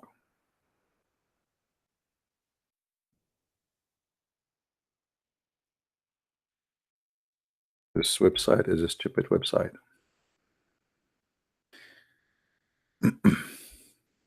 If we go in the Quran, in chapter 47, verse number 35, it says the following. So do not flatter and cry out for peace when you are the uppermost. Do you see it? So a Muslim, he can cry for peace only when he is not the uppermost. Otherwise, he is committing sin.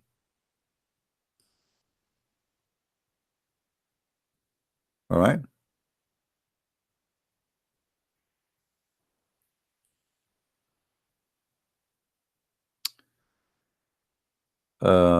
Somebody saying, okay, hold on.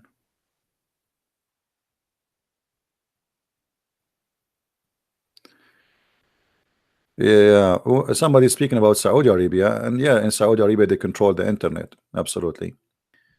And but I don't know about YouTube, if she can, if a person can watch us from Saudi Arabia. I think they can, but mostly I think they use special, you know, they block certain channels and certain websites, so nobody will read and learn about Islam. But I think when it's come to YouTube, I think they can still watch YouTube, but maybe they cannot watch the live YouTube. As I know that live YouTube is forbidden in many countries. All right. It is forbidden in many countries. And even after it's not live no more, which means it's recorded and posted. Unless somebody copy my video and post it again, then they can watch it. So what they can do, those who cannot watch me from Saudi Arabia live, they can go, like there's a channel, it's called the Christian Prince Debate. There's many people, they are copying my videos and they are downloading them and even adding subtitle, so they can watch there, you know. Yeah, we are taking call. Yeah, if anyone a call, they are welcome to call. But as you see, we don't see anyone. Do you see anyone calling? Nobody.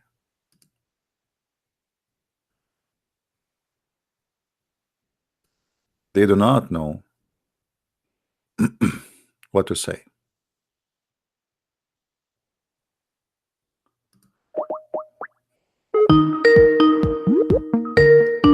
I'm calling Abdul, who keep calling me names.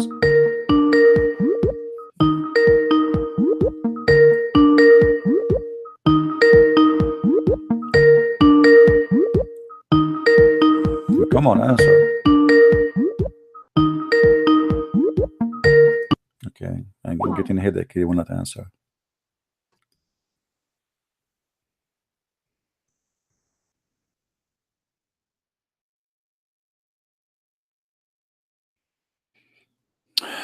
I want to say thank you for those who are making donation.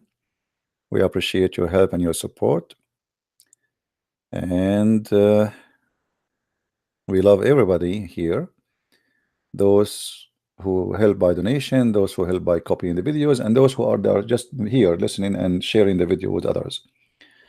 What we do is very important, and the most important thing is to try to teach your children, your youth, because they are a target.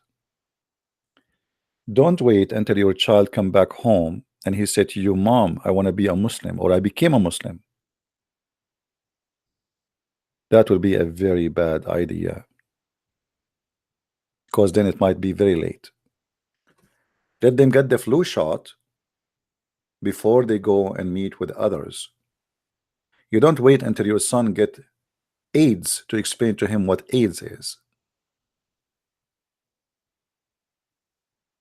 So many, sadly, they think, okay, this is a dangerous religion, and we will not tell our children about it. And then your children, they go to school and they meet some Muslims, and the Muslims, they say to them things have nothing to do with the truth. And then your child became a victim. And then what do? You send an email to Christian Prince, can you speak please to my child? Can you speak my daughter? Somebody speak to her, she want to be a Muslim, my son. Why you want to do that to yourself? Why you wait until it's too late? You know what I mean? I look at the YouTube comment always. I look, actually, but if you mean here the chat here, yes, but it's sometimes it's very hard to follow. I mean, I don't know how many videos I have. If you search my name in YouTube, you will get scared, like thousands and thousands of videos. So there is some comments, they are just repeat of previous questions. I ignore them. If I find something important, I answer it right away. What is your church name? This is my church, my friend. I am now in my church. There's many people think a church is a bishop and a priest. The Lord, he said, every two of you mention my name, I will be between them. And here we do what no church do. If you check in the last month, how many people accepted Jesus the Messiah as their Lord, as Savior, you will not believe it. I remember once a bishop, he said to me, what you get of what you are doing? And look how disappointing it is. He's a bishop, he should encourage me. He said to me, what are you getting from this? I said to him, you tell me how many people since your life, all your life, you spend it as a bishop or a priest. He's 70 years old or more. How many Muslims do you made them accept the Messiah? He said, none. He said, ask me the same question. My friend, a church is not a building. A church is not a bishop. Many of them, they are doing a business. Many of them, they are just there to have a good life. Nice house, nice car, free insurance, you pay for it, and he speak to you 2 hours and he go home. Maybe you need him for a baptism or a funeral. They are doing a job. The real priest of God are not those. Those who they go and do missionaries to bring thousands and millions to Christ. Not the one who wear a uniform or the one who collect a lot of money and put it in his pocket and he say, thank you for coming. See you next week. Church have nothing to do with this. The Messiah himself, he did not build one. The Messiah, he made speeches in the high mountain, in the field, in the street. Ask yourself, why your priests don't go there? For me, this is my street and this is my field. I have right now almost 800 people listening live. And my mission is to the Muslims. And the same time to you. So you will not be deceived, and we will save them from their deception. But the target is one, is to know the truth, and the truth will set you free. I mean to that. So don't think that a church is a building or a bishop or a priest. We have a wrong idea of what church is.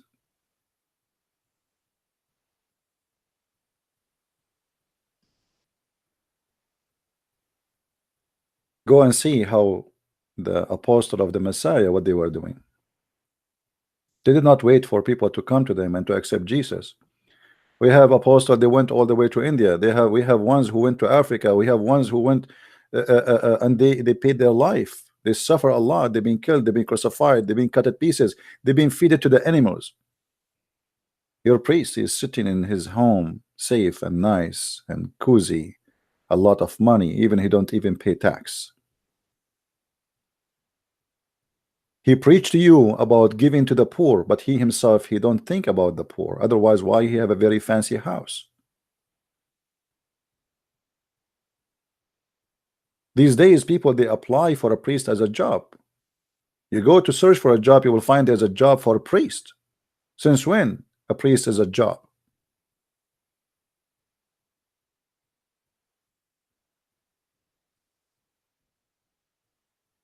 A priest is somebody he devoted his life to Christ. I am not a priest. I am not. Don't take me wrong. But when you say somebody is a priest, it's mean he is somebody he believed that this is his mission. But most of those who claim the job, they are not doing a mission. They are doing just a job. Hello? Hello. We hear you. Go ahead. Who's with me? I'm a Christian, by the way. All right. Okay. My question is about racism in Islam. Okay. Yeah, because myself. I lost you, my friend. Hello. Yes. What racism in Islam and what? Yeah. Because I'm black myself, Okay. and I've seen a lot of black people defending Islam and saying that Islam is the best religion for black people, and Saint is racist. All right. My question is about the black friend of Muhammad. I forgot his name. He was a slave, Bilal. Yeah. And Muslims usually like to say that Bilal was Muhammad's friend, and Muhammad freed him, and he had special privileges that all the Muslims didn't have. Can you debunk that? No problem, my friend. Thank you for calling. I will answer you. Okay, thank you. The biggest lie they say to us that Islam is religion, it's anti-racism. In the Quran, in chapter 3, verse 106, it says, وَيَوْمَ تَبْيَضُّ وُجُوهٌ وَتَسْوَدُّ وُجُوهٌ. The day faces will be white and faces will be blackened. Some Muslims, they try to fool you. They say this is metaphorical. This is absolutely not. If we go to chapter 27, verse number 82, it's speaking about a beast. It's called Al-Jassasa. Al-Jassasa is a beast will come from the ground according to Islam, and is going to have the stick of Moses and the ring of cinnamon. وَإِذْ وَقَعَ الْقَوْلُ عَلَيْهِمْ أَخْرَجْنَا لَهُمْ دَابَّةً مِنَ الْأَرْضِ تُكَلِّمُهُمْ أَنَّ النَّاسَ كَانُوا بِآيَاتِنَا لَا يُوقِنُونَ. So this beast will come from the ground and is going to speak and will say Qur'an. But this beast have another duty to do. We have Sheikh Tala is calling. How are you, Sheikh Tala? Hello. Are you going to shout as usual, or you will let me talk so we can talk together in the same time? I never shouted in my life. You really? You're the one. You see? really? You see? Okay. You see what you're doing? Okay, let me friend. finish. Okay, here we go. Now, my friend, did you hear? That's what you do. Did you hear the question for the previous caller about racism in Islam? Yes. Do Islam teach that the black color is evil? Hold on, I can't hear you good. Do Islam teach that the black color is evil? Yes, go ahead now. Okay. Do Islam teach that the black color is evil color? Never ever. Never ever? Ever, never. Black, you mean black people? Yeah. Islam does not teach that? No. Are you sure? Are you trying? Oh my God. That's the problem. If you have many, my friend, if you have many applications open, please close them so we can hear you better. Okay. Yes. So that's what I'm trying to do. That's what I'm trying to do right now. All right. I got WhatsApp open. I got things open, YouTube. So I'm trying to close them.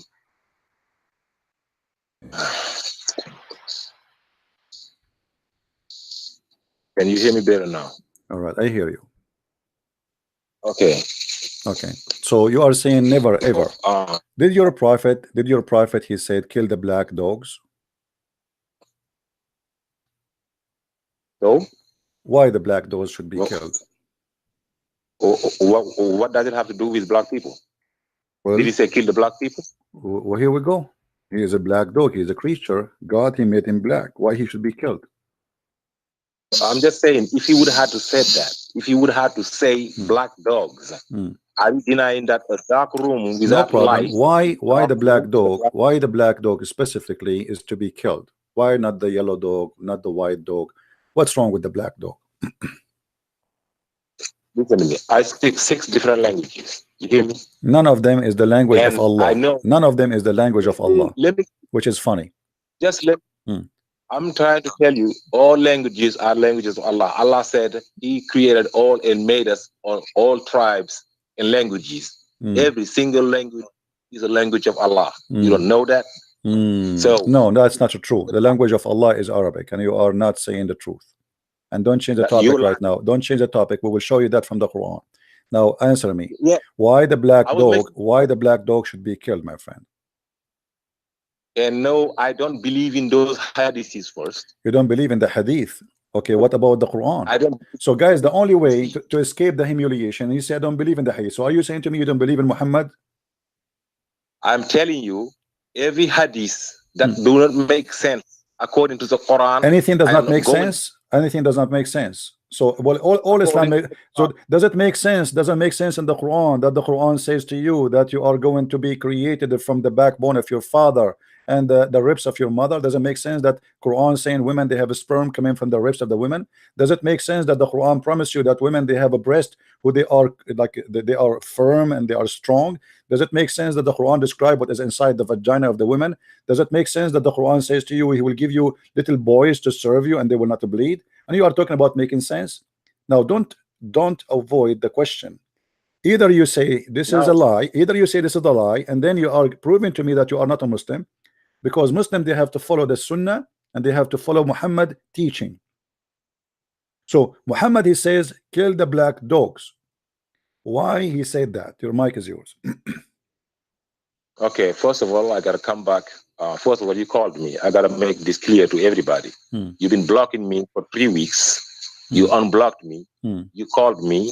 I wasn't able to answer the phone because you don't have to call me. You let me unblocked and I call you. No problem. Here we go. We gave you opportunity to call. Let us see if you will talk like last time. Blah blah blah blah, and you will not let me talk and you will not answer. I block you for a reason because you start calling names and you start going crazy. Now, why Allah Prophet? Why Allah Prophet when I killed the black dogs? Why Allah Prophet when I killed the black dogs? Why Allah? Why Allah Prophet when I killed the black dogs? Please go ahead. Go ahead. I answer you. You gotta talk. You just went ahead and talk about vaginas and sperm being you and wherever you want. And this is what Islam is about. Islam is about vagina. Here we go. Now go ahead. Why Allah Prophet says kill the black dogs? Go ahead. I'm listening. I said if you would have said that, I don't have a problem with killing black dogs. Okay. If he would have said that, I wouldn't have a problem. Now, let me tell you why last time you blocked me. Last time you blocked me, you said... see, you are changing the topic now. You are changing the topic. You are trying to make yourself a hero when you are no one. You don't even know how to say your prophet name correctly. Answer, please. Why you are saying you don't have a problem with killing black dogs? Why a black dog, a poor dog, just because he's a black, he should be killed? Give us the answer.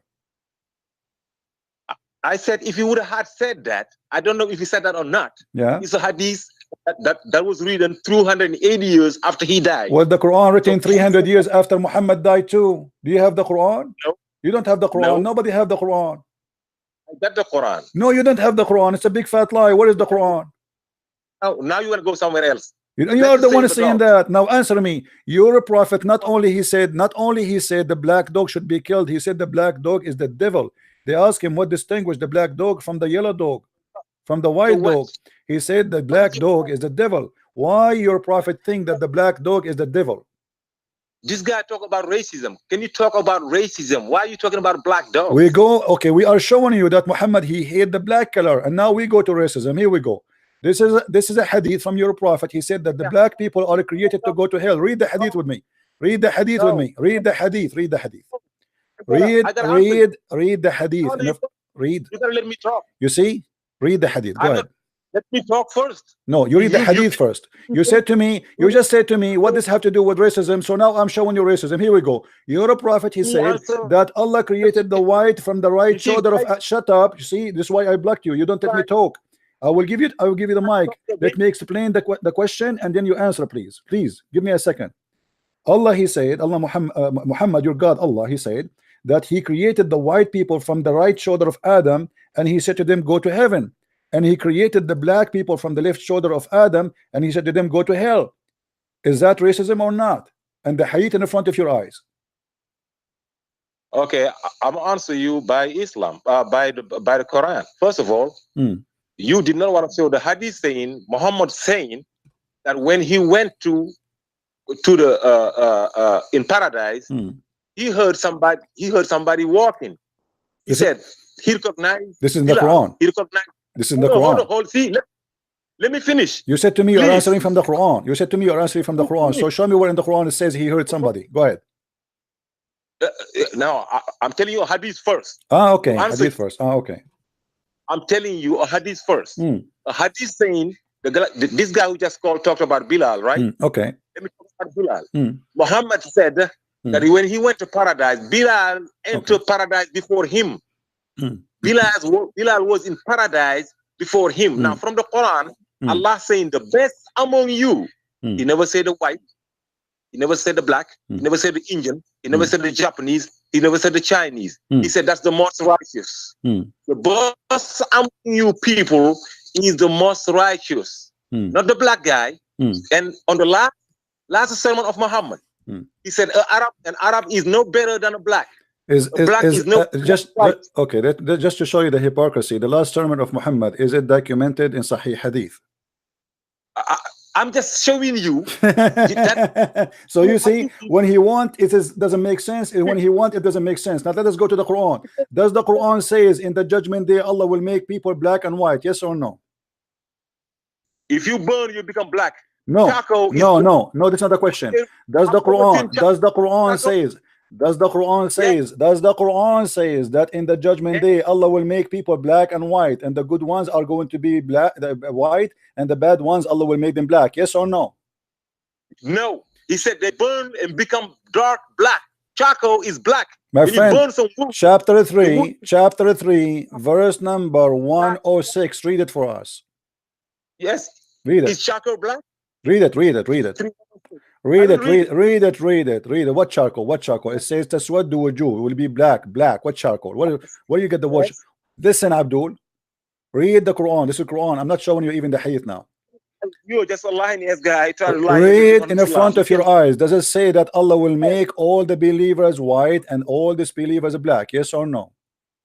Yes. Just listen. I'm reading it. The day will come when some faces will be brightened, while other faces will be darkened with misery. So, bright and light, yes. They saying that dark, we're saying that. What's the problem? When the nights come, why Allah will make you black if you are a disbeliever, and will make you white if I am a believer? Why? Don't we have dark face? What dark face? Everybody got. What dark face? You said your face is dark and bright. That's what you're talking. You're talking about black and white here. You're talking about dark and bright. My friend, it says here black and white. There's no dark and there's no bright. This is a big fat lie. Do you want me to get you busted? Say yes. Go ahead. Okay. Go ahead. You're a liar. You quote for me and you said Ibn Kathir. So you agree with Ibn Kathir, right? I don't agree with anybody but the word of Allah. You don't agree with anybody because Ibn Kathir will get you busted. If we go right now, okay, hold on. What is interpretation you like? Give me one. What the interpretation of your choice you like, so I can show you and get you busted. If you finish, you let me talk. You I am asking you what interpretation you like me to show you, so I can get you busted, please. I'm gonna let you let me talk first. I am asking you. This is my turn to talk. You spoke already. Now it is my turn to answer you and get you busted. I'm asking you, what is the interpretation for the Quran you approve, so I can get you busted? Let me speak. You stupid. Are you stupid or what? You just spoke already. It's my turn to answer you. I am going to show you that this is not about dark face. This is not about any of what you said. This is about Allah will make you black. Have you ever heard of a jassasa before? Allah said. Have you ever heard of a jassasa before? Abdul, have you ever heard of a jassasa before? Do you know what a jassasa is? See how kid you Do you know what a jassasa is? You see why I block you? Because you are a kid. You are stupid. You don't have even the courage. My friend, read with me. Read with me. Read with me. A jassasa. Shut up. Shut up. Your God in the Quran, he said Allah will send a beast. Allah will send a beast, and this beast will have the stick of Musa's. You see, guys? Are you gonna let me talk? You will go. Are you gonna let me Yeah, talk? I am reading for you. I'm showing you my reference. Can you shut up for a second? No. Can you shut up for a second so I can show you my reference? You said this is about dark face, right? This is not about dark face. This is about making you black and white. Stop lying. Let me show you the reference. Yeah. Is that fine with you? No. Is that fine with you? Is that fine with you? Here we go. The jassasa, the just shut up, man. Shut up. A jassasa. Unbelievable. Pick my reference. How about you pick my reference? Here in the reference in front of you. That this is the chapter 27, verse number 82 in the Quran. This is Quran, you idiot. This is Quran. The Quran, the verse we are talking about is explained in this verse. There is a beast like you will come and will have the stick of Musa and the ring of Solomon, and he will hit you in your face, and he will make a white spot. Read with me. Does it say white spot in the face? Read with me, Abdul. You want to find a way to block me again because you got a pressure from those people asking you to unblock me. And now my friend, let me tell you why I unblock you. Because we are desperately looking for a fool so we can laugh at. This is why you are here. And you prove that to us. I am asking you to talk. Explain to me what is in the screen. I will, yes. Just let me talk first. Okay, go ahead. Say. Go ahead. Okay. First of all, I will come back to your question. First of all, you asking me which translation I want. I've been telling you 1,000,000 times the one I want. You never put it. Rashad Khalifa. You never want to put it. Give me Rashad Khalifa. You know. Give me Rashad Khalifa. Yeah. Give me Rashad Khalifa.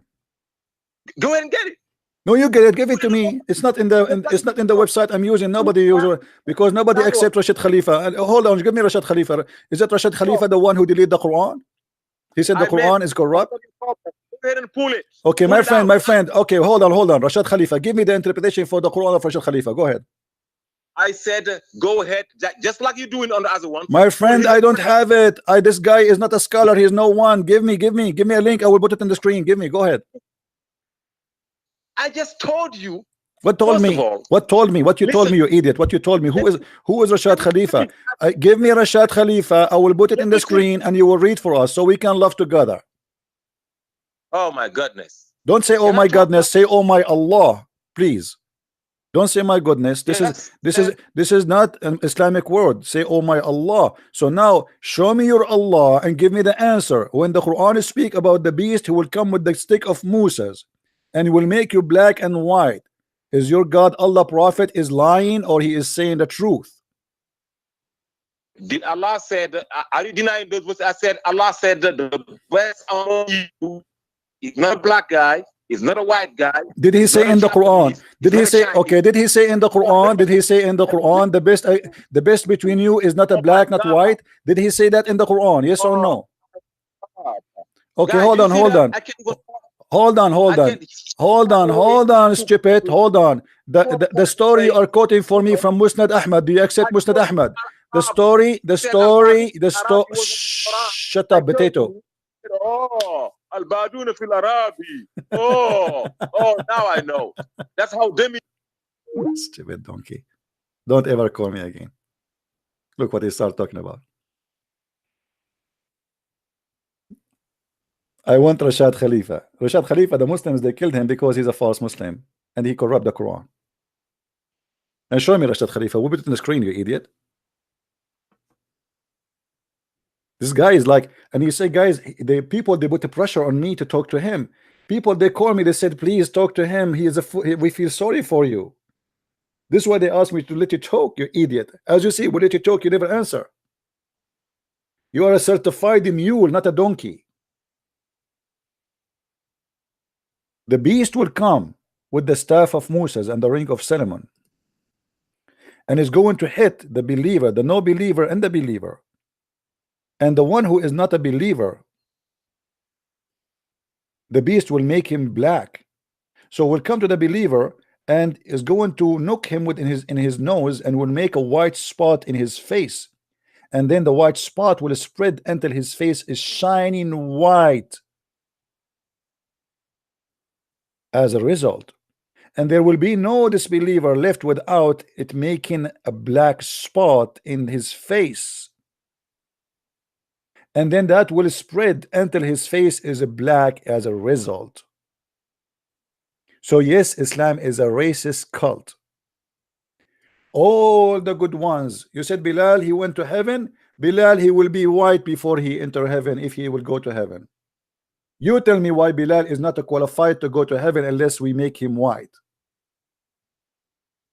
What kind of religion says you are not allowed to enter heaven with your color as a black? We will have to make you white first. We have to make refurbish for you.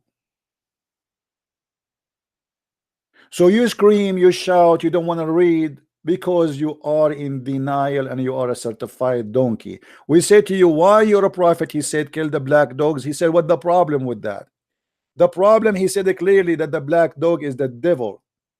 This person believes that you have a connection between your color and who you are. They asked Muhammad, what distinguished the black dog from the red dog and the yellow dog? What distinguished them? O Abu Dhar, what feature is in the black dog which is distinguished from the red dog or yellow dog? He said, O son of my brother, I asked Messenger of Allah the same as you ask me, and he said the black dog is the devil. And you are telling me you don't have a problem with that? Muhammad, he ordered to kill anything is a pure black. And when Muhammad, he made a clear statement that your God Allah, he created all mankind in two colors. One is black and one is white. The white color is for the good ones, the black color is for the bad ones, according to your faithful prophet. And not only that, he confirmed that when Allah created the white ones, he created them from the right shoulder of Adam. Read with me carefully.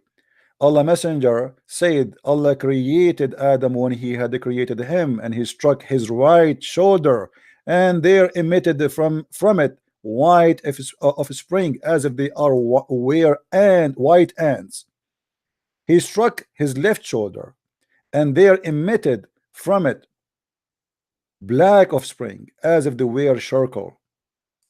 Then he said to those who they had been emitted from the right shoulder, for paradise, and I don't mind, which means the white ones would go to heaven, go to paradise. You are created for paradise. And then he said to those emitted from the left shoulder, which means the black one, go to hell, and I don't care.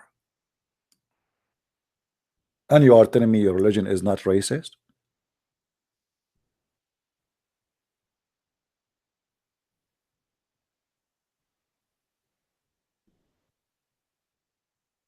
If you are calling to shout but you don't want to read, who need you?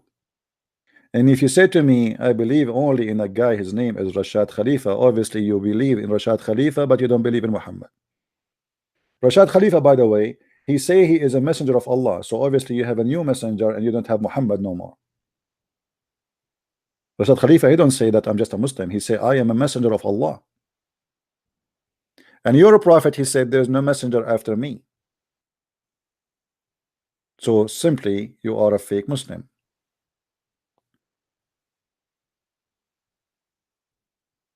Who is a Muslim when I explain? So as you see, Allah will not allow you to enter heaven unless you are white, and if you are a black, and because you believe in Muhammad you will go to heaven, still he have to make you white. And not only that, Muhammad, he confirmed that black people are evil according to him, which is very stupid and very silly. Actually, Muhammad, he made fun of the look of the black people. He made fun of the black people, how they look like. He made fun of the look of the face of the black people. He made fun of even of the Asian, not only the black. He made fun of their look. Muhammad, he considered that the best of mankind is his people. This is why the Quran is made only in Arabic. The funny, this guy, he said to me that Allah, all languages belong to him. What languages? If you're Adam when he was born, supposedly, or let's say he's created, he said Alhamdulillah. Alhamdulillah. Is that Arabic for you, or this is a Persian?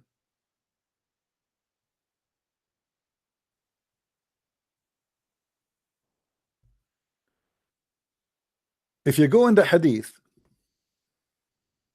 not only he made fun of the look of the black, you will see that his poison extend to make fun of the Asian. He say that the Asian people, they have a face like if they are hit by a hammer.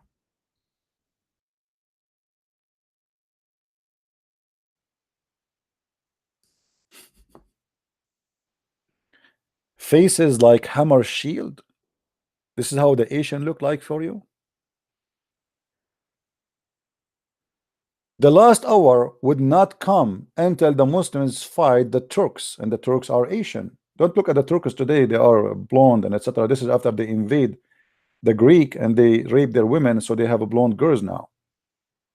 The Turk are pure Asian. Who has those faces would be like hammered shield. What kind of a prophet he describe a face in like this? Their face is like a hammered shield.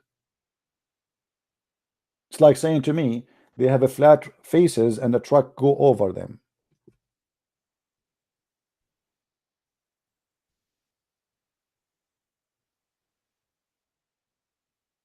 Isn't it this is a racist statement?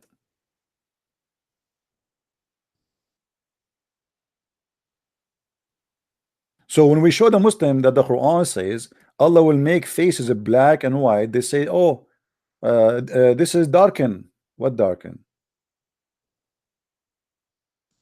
What darken? And what does that mean? There it says here, the verse after it will get you busted right away.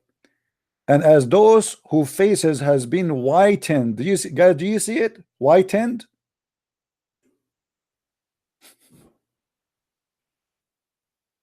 Why I need to have a white face to go to heaven? And why you want to reward me with the white face? What's wrong with me having a black face and going to heaven? What is missing in my qualification?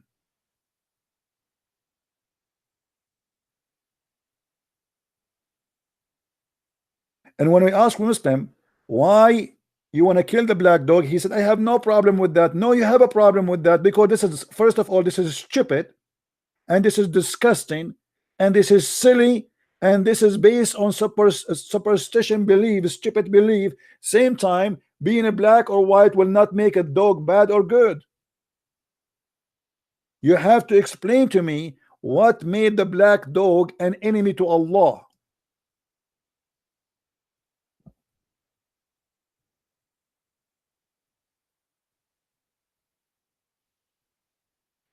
Even Shaitan, he is Ethiopian. Why he is not a white man?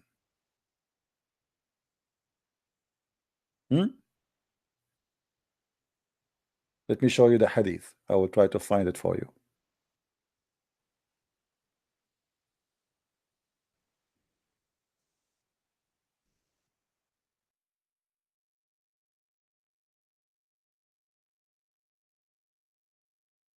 Even the story in the Quran about the army who came to destroy the Kaaba, it was an army of an Ethiopian African people.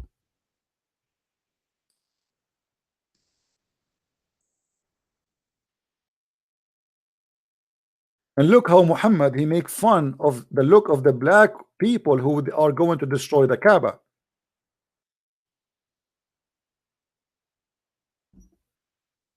Black people who live in Africa, most of them, they are poor, and because of that they don't have too much meat in their body.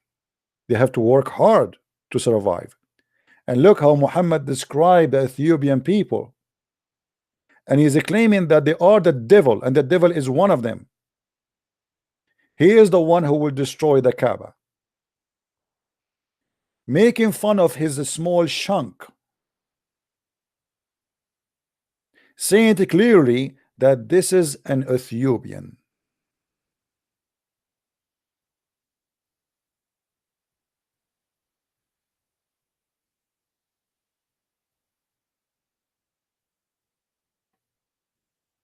And you are saying to me Islam is not racism? Bilal, the one, the Muslim, they keep talking about him, the poor guy, he died. Muhammad, he died, and still Bilal as a slave. You promise him to go to heaven. What about you promise him to go free first?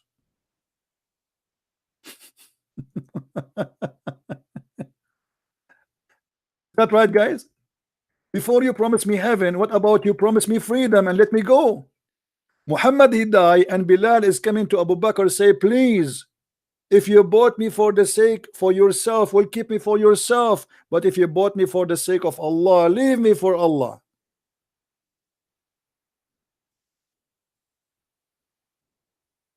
How many slaves, African slaves, your prophet he have? As long he is not racist and he is not against you for being a black, and he don't care really if you are black or white, why he own black African slaves?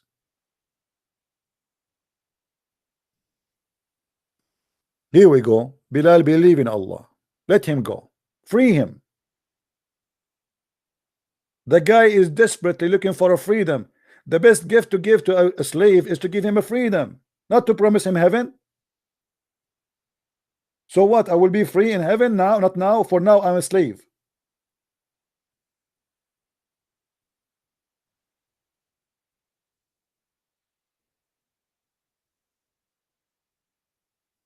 So the shaitan is a black. Actually, once I was speaking to a Muslim, and he said to me, have you ever seen a shaitan? He's white. By the way, even when the Muslim they speak about white shaitan, there is white shaitan, but they claim that this white shaitan, he cloned the look of Jibril, because Jibril is white, which means shaitan is a black, but he cloned the look of a white angel to make himself white so he can deceive Muhammad. Angel will never come to Muhammad as a black.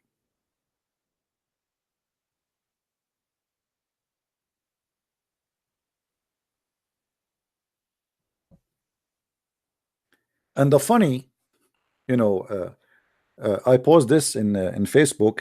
Facebook, they send me a message saying this is not appropriate, and it is considered as a hateful speech. I am the one who is fighting them for believing that the black color is evil, and the stupid Facebook, they took my post down. The Muslim guy is the one saying to me, have you ever seen a black angel? I said to him, have you ever seen a white one? And the stupid Facebook, they took my post down. And supposedly I am the racist.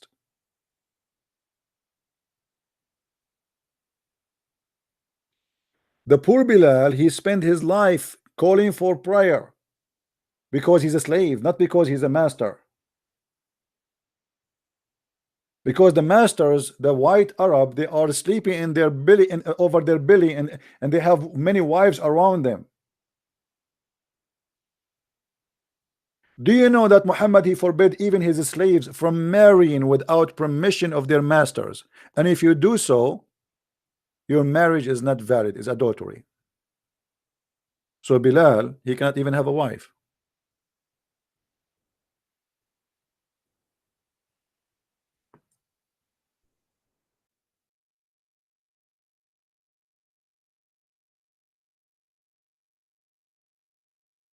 They speak too much, trying to fabricate, and the second you put them in the corner, they shout and they scream.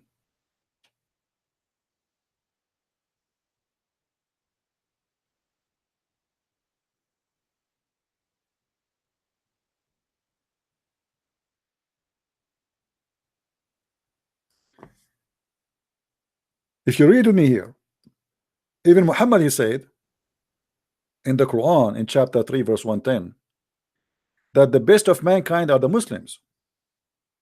So now we have different level of racism.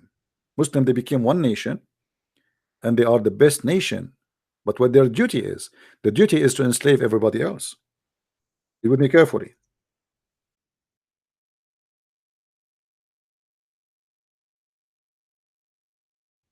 Do you see it?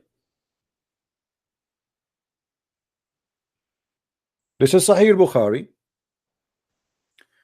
explaining the verse 310, saying that the best of you, the best ever for mankind, who are they? The Muslims. Is that racism to say we are the best of mankind?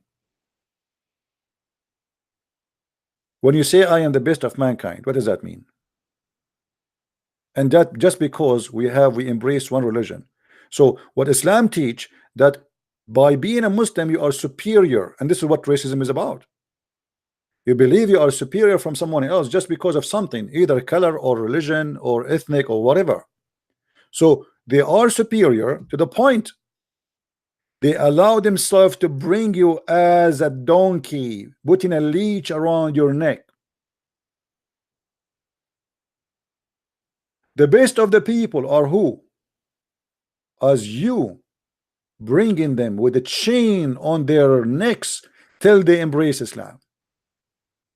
So Islam teach Muslims that every human race is animals until they embrace Islam. This is why we are allowed to put the chains around their necks.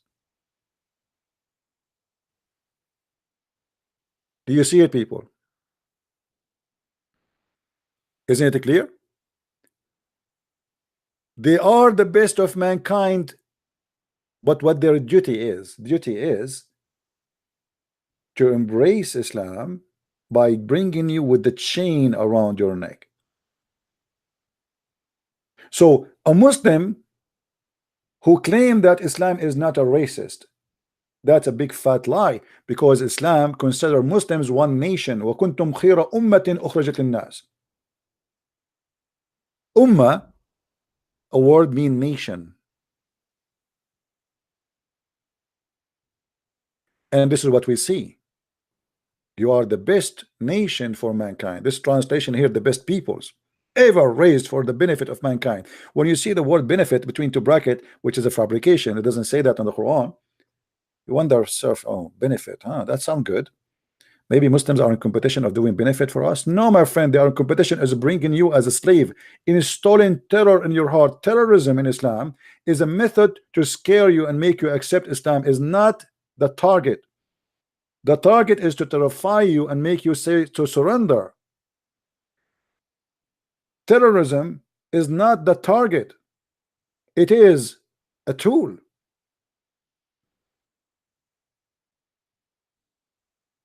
If this will not prove to us that they are racist, so what racism is about? If I say that we are Christians, we are the best of mankind and the rest are garbage, let us bring them as slaves, that's mean I am racist, obviously. But here race for me have different frame. The race here is about we join one God and we are from one race, and the Quran confirm that. If we go in the Quran, we will find the Quran many places confirm that Muslims are one nation.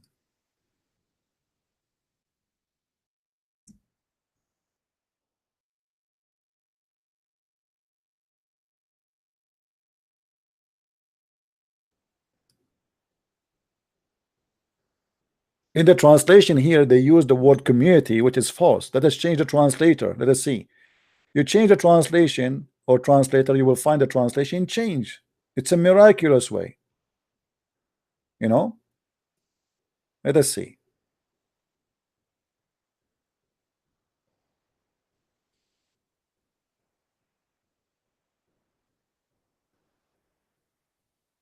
You are the best nation ever brought forth to men.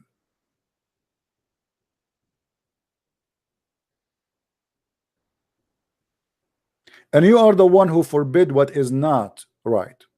So the Muslims, they have a superior duty over all mankind because they are the only one mature and the only one knows what is right, what's wrong. And because of that, they allow themselves to fight you, to kill you, to enslave you, because you are just an animal. And actually the Quran says clearly that we are animals. The Quran even says that if you are not a Muslim, you are najis, which means you are filthy and clean. And the Muslim here, they try to make it look nicer. They say indeed any clean. The fact in Arabic it says najis. Najis means you are more filthy than the sewage.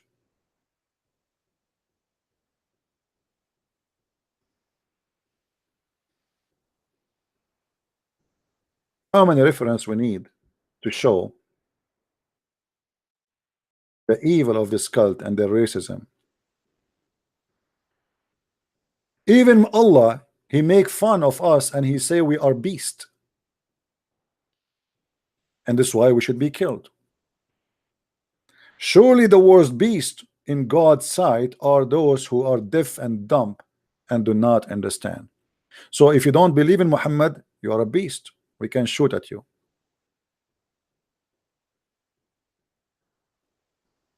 Shall we show more?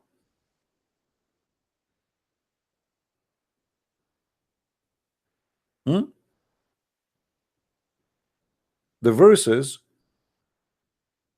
is staggering in the Quran, speaking about how evil we are and why we should be killed. The unbelievers of the people of the book, which mean me and you as a Christians or Jews, and the idolaters shall be in fire of Jahannam, therein dwelling forever. They are the worst of creatures. So Islam is a religion teach that Muslims are the best of a creation of Allah, and Allah is a stupid God. He created the worst of a creation, and that's us. Do you see it? Sharul Baliya, actually here, by the way, the worst creatures is not even correct translation. In Arabic it says Sharul Baliya, the most evil creatures exist, not the worst, the most evil. All of this just because we don't believe in Muhammad.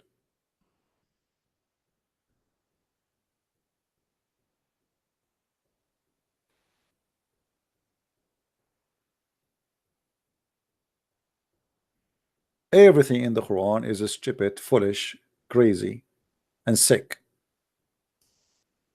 And then you try to shout in order to silence us and say, I know. You do not know, and you cannot answer.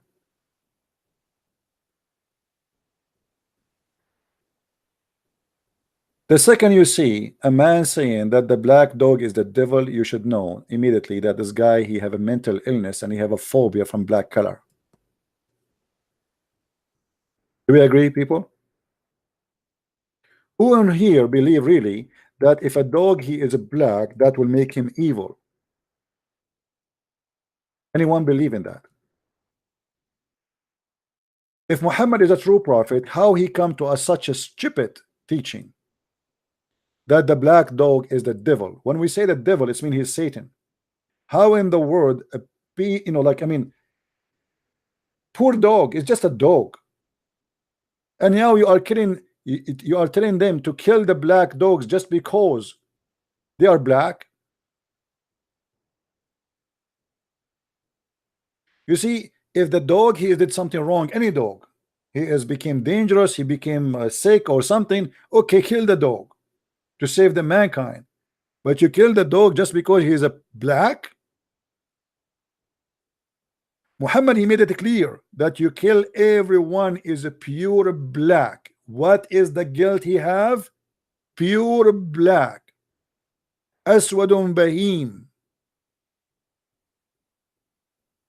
Why? Because he said the pure black one is shaitan. And look at the translation, by the way, is not even mentioned the word shaitan. He took it off. Where is the word shaitan? It says kill every one of them, for it is a shaitan. In Arabic, in front of me, it says shaitan. In English, we don't see it. You see? Those who speak Arabic, it says إن الكلب الأسود البهيم شيطان.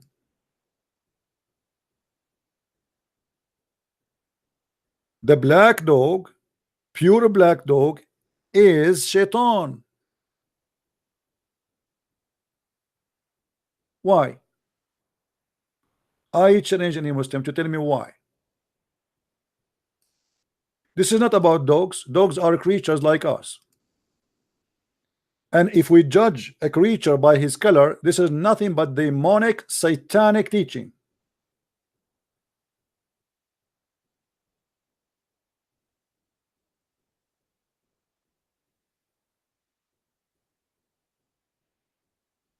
And by the way, the Muslim not only believe black dogs are shaitan, pure cat, which is black, is shaitan. This is why they believe the crow is shaitan too. Any animal, anything, any creature is a pure black. The second they see him, they say A'udhu Billah, which means I seek refuge by Allah from shaitan.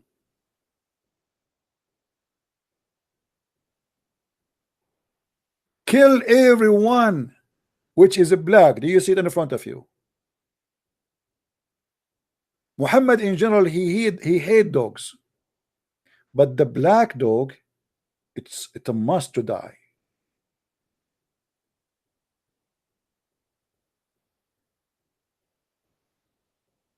Poor dog, you know, the black dog. How unlucky you are to be a black dog in Islamic countries. Dogs are the best of friends for mankind, but because Muhammad is an evil man, and dogs, they feel the evil spirit. They have a special sensation for evil, energy. So Muhammad, he don't like them because they knew he's evil. He is possessed with the devil. So Muhammad, because each time the dogs, they see him, they go crazy. He hated the dogs. He want to kill them all. As you see in the screen, where not is the dogs. By the way, he ordered to kill the dogs in the beginning. But then the Arab, they start complaining, we need dogs, man. What are you talking about? We cannot live without them. We are shepherd. We have animals. We don't work in Microsoft and Apple. Dogs at that time is not for entertaining. It's a must. So in the beginning, Muhammad, he ordered to kill all the dogs. And when people, they start complaining, he focused only in the black dog because he is the devil.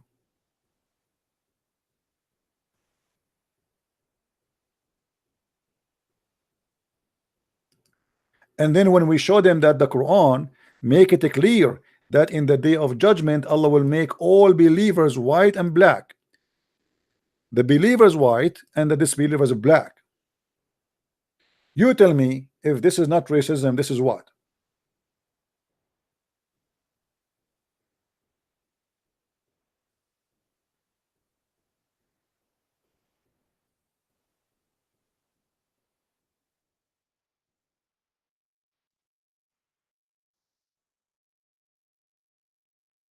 If this is not racism, this is what?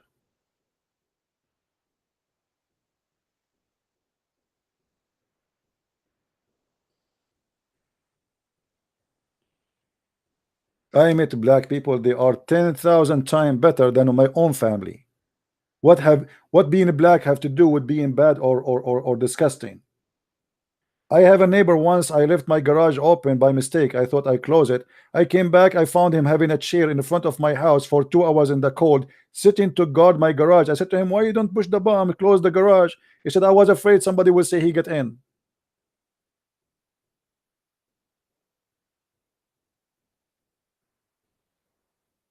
Since when you are evil because you are of your color, or because you are white, or because you are black? That's very stupid.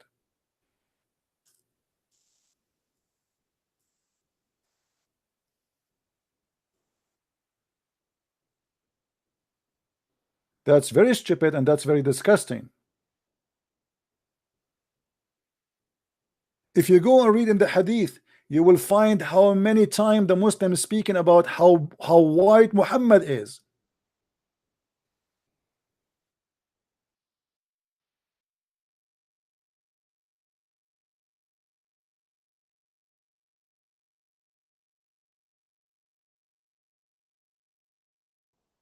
If they are not racist, why you care? Why nobody speak about Jesus if he was white or black? Why we don't see in the Bible description of Jesus that his hair was etc. and his eyes was etc.? Because this is not what we are about. If my Lord the Messiah, he came to us in a form or in the look of a black man, still he is my Lord. If he came to me in a form of an Asian person, he is my Lord. If he is white, he is my Lord. Muhammad, he have to be black, he have to be white person. And the Muslims, they have tons of his story about how white he is. He is white and he wear white clothes. There's a video on YouTube about the description of the Prophet. If you remember the video, I wish I can play it for you, but Muslims will flag me for copyright. The guy was saying, a guy, he came and he saw the Prophet and he saw the moon and he looked at the Prophet and he looked at the moon and he looked at the Prophet and he looked at the moon and he looked at the Prophet and he looked at the moon, and the Prophet was whiter than the moon. Go watch it.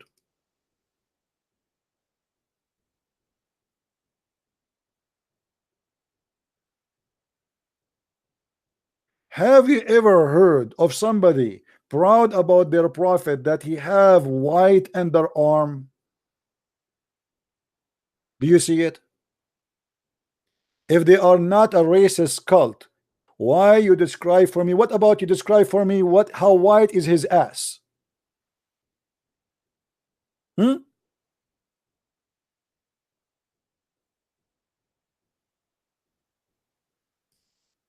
Why we need? He is a prophet or he is doing the striptease club?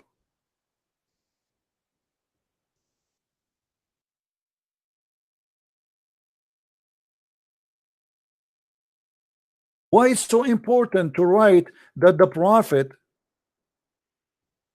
even his underarm, even his belly bump?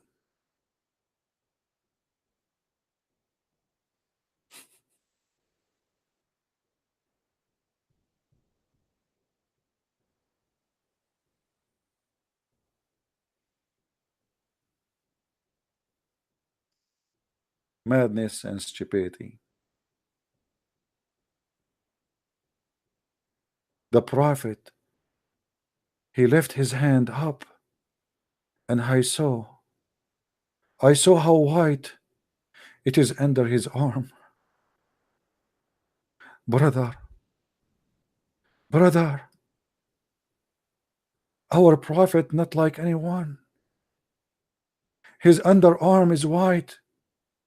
Please write down there, so our generations to come to know that the prophet he have white underarm,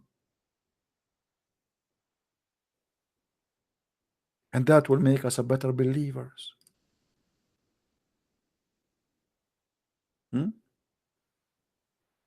Brother, the prophet he have a very white cheek. Isn't it amazing, brother? And I never saw a white cheek like this, brother. Brother, this is amazing, so beautiful.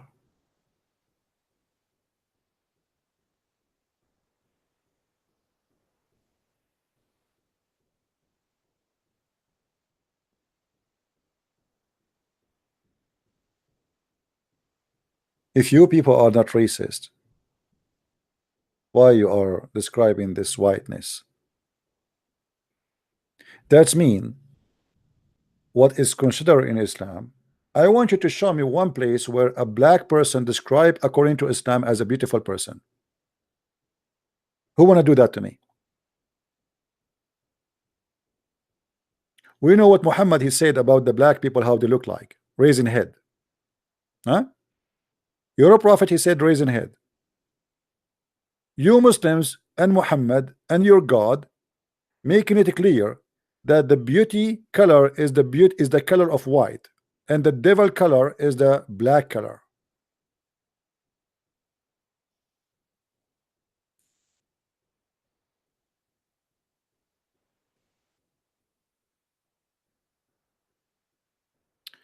We go back to zero.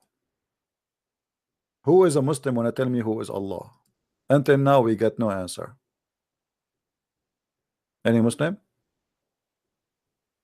By the way, there's a lot of beautiful women who they are black and they are really very beautiful. I mean, they can beat white women easy in beauty. So since when beauty have to do with color? Same time, we are talking about religion, and religion should not teach that the beauty is about how high you are, how skinny you are, how what you are, white or black. God, He created us, all of us. We are His children. In the eyes of God, all of us, we are beauty, and what make us ugly is what we do, not how we look like.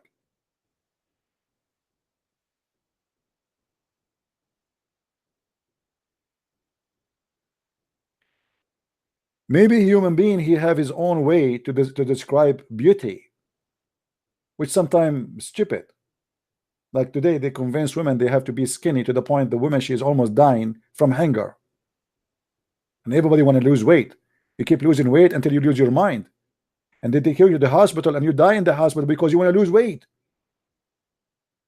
And you keep taking medication to lose weight. And then you find that you have a liver failure, you have a heart failure. Just because you want to make somebody see you beautiful, which is stupid. The one who don't like to see you the way you are, he will leave you as soon as he sees someone else more beautiful. If a man, he want to marry you or want to be with you because you have big breast, tomorrow he will see a cow and he will move to the cow, he will leave you. So what we do, we make a surgery for our breast. And by the way, in case you do not know, Muhammad, his God himself, he did the improvement surgery. You remember? Do you remember the story? Muhammad in the Quran, it says that Allah, He made a surgery for him to expand his breast.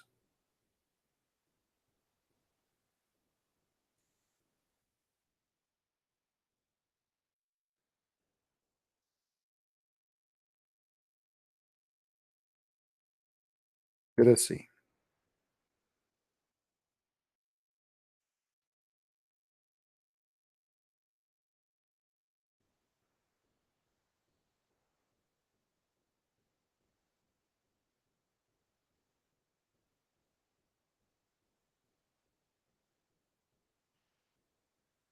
Let us see here. I want to show you something, but I don't know if the Muslim will translate.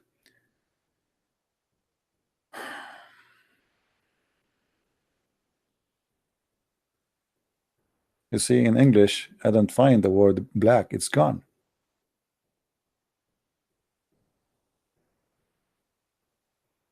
Oh. The most hateful among the creation of Allah is the one black man, among them the Khawarij. Do you see it, guys? Do you see the hadith?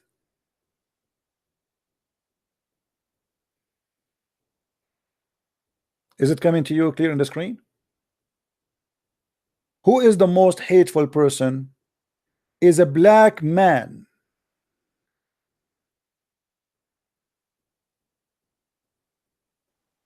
Actually, I'm surprised that the translation did not hide the word black, because I was expecting them to hide it. I challenge any Muslim to tell me why he is mentioning in the color. I mean, okay, maybe there's a guy, he's a bad guy. Why he is saying that he is a black man? And by the way, here the word Khawarij, it doesn't say that. There's no such a thing in between two brackets. That's why it's between brackets. So the most hateful person to Allah is a black man.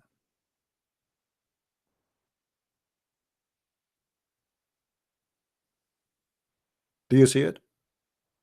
Is that racism, or this is you know, what they will say now?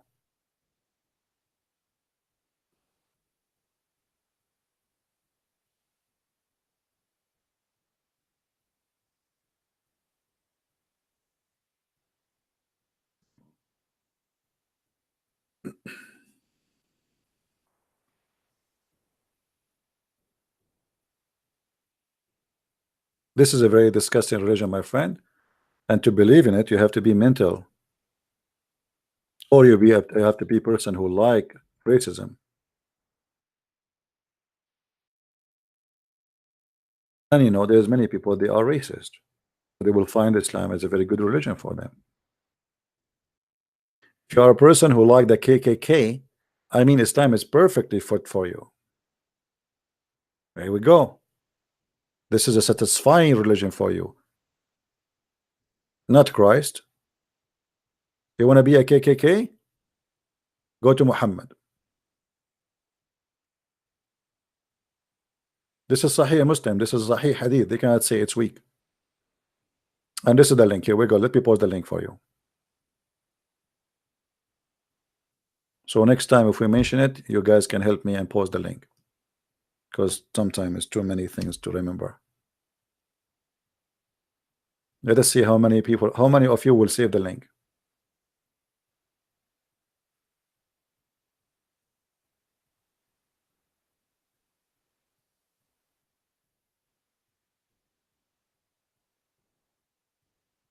Any Muslim? Liar? Guys, I'm showing it in the screen. He said to me, liar. Do you believe it? Isn't it this is your website? Isn't it this is your in translation? Isn't it this your prophet? And I am liar?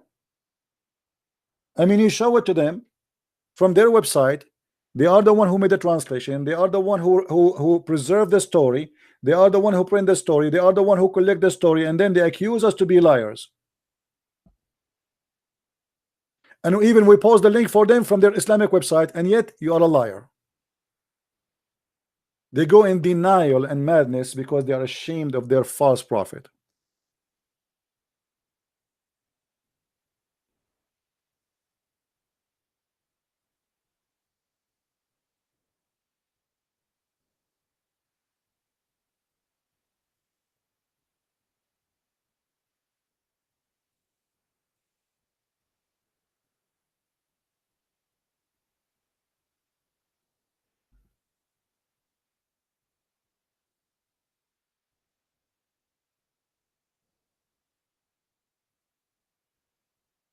Any Muslim?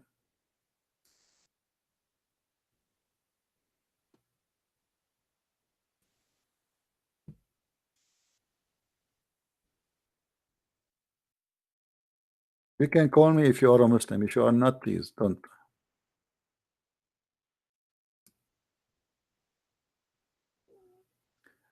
Somebody sent me the video of Pastor David Lane, and I don't know this gentleman. Obviously, you guys, you like him. Obviously, he's a good man, but I don't know him.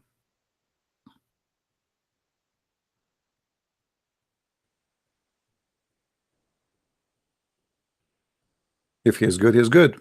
You know, may the Lord bless the good ones and support them. If he's a good man, then support him. Support all the warriors who speak the truth and defend the truth, and the truth will set you free. I don't know him, but you know him, so you know I trust your words. And maybe he do not even know me too, you know, but both of us maybe we are doing the same work, right? Always support. There's no need to ask if it's good to support the good ones. The good ones should be supported immediately. From their fruits you shall know them, my friend. A person who giveth from his day, from his life, from his time, even he risk his life to speak, to defend the truth, he should be supported. This is not a question. He is doing your work and my work.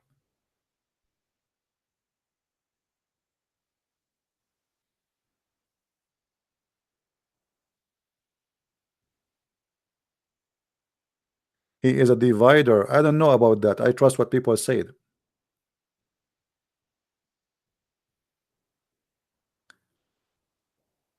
Do we have any Muslim would like to call?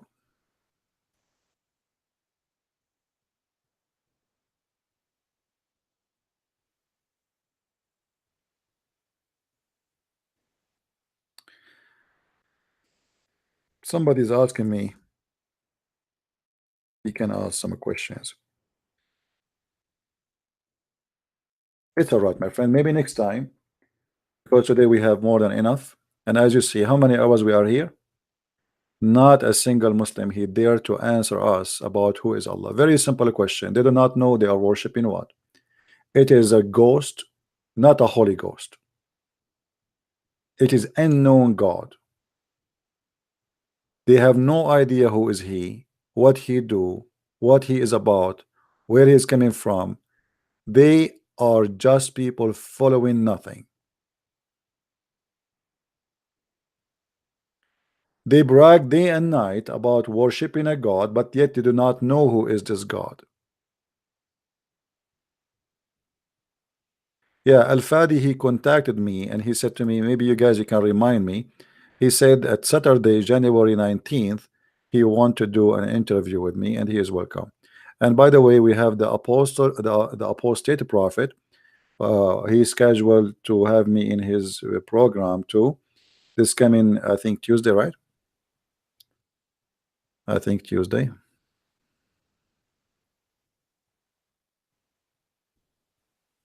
Let me see. The problem, I have tons of text each time I open, and the text of the person will disappear. It's hard to find the person. Here we go. Okay, so we are going to be with the apostate prophet, but I will still broadcast on my channel too, so you can stay here. The apostate prophet, this coming Tuesday. This is Tuesday at 3 p.m. New York time. Okay.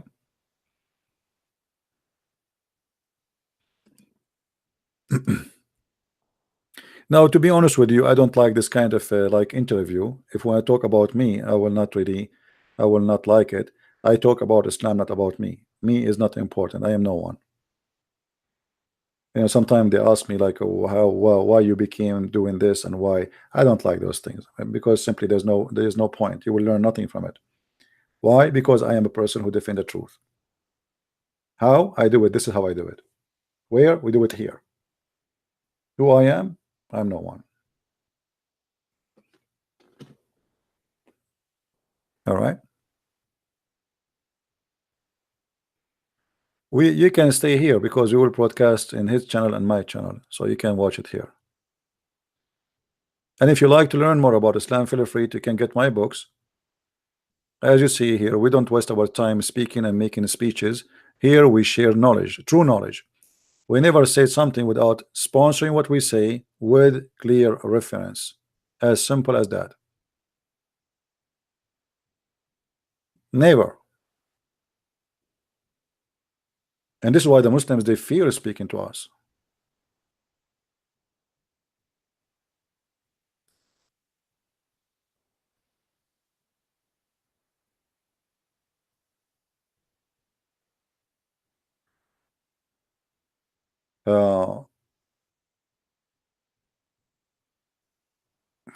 Somebody is asking me to speak in private.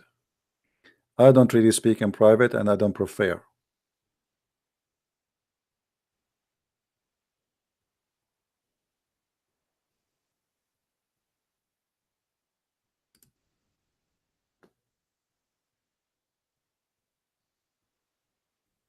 All right. Because if you have a question for me, ask it in public and let everybody learn. Instead of answering you alone, and you only get the benefit of the answer. First, I don't talk about private matter and private chat, because this is not a business of anyone. So if the question about what we do, and this is the only way you can talk to me, anything else I don't accept, then you have to ask it in public. If you cannot call, you can give me the text and I will answer you. You can post in the chat. Don't text me in Skype. Post in the chat, says I have a question. All right, guys, I think we are done for today. I hope we have a good time together, and I really appreciate all of you. I pray that the Lord, he opened the eyes of many this day, this night, this morning, and I pray that more will come to Christ, as many who came to Christ in the last month after watching and listening and learning. Our Lord is the good Lord, and there's no other Lord better than his name. And the Lord, he said a very clear message. It's not to know people from their color, not from their names, not from their uniform.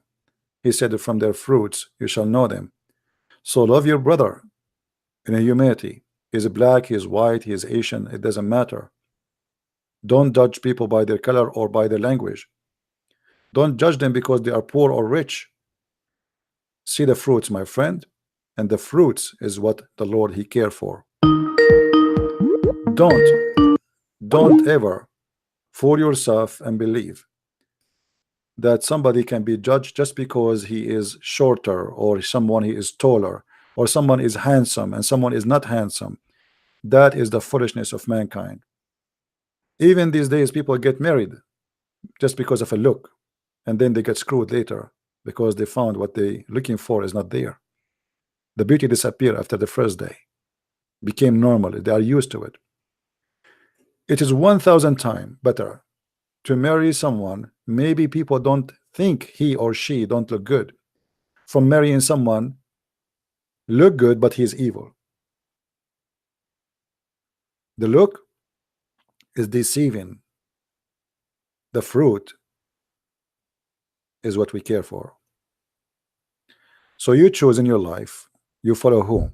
I follow the Messiah, for he is the God of the good fruits, not the God of lust, of madness and lying and corruption. One word, one sentence from Christ is enough for me to guide me in my lifetime. From their fruits you shall know them. And I will see you soon again. May the Lord bless you. Christ is Lord and Islam is false. Thank you and see you soon. Bye-bye.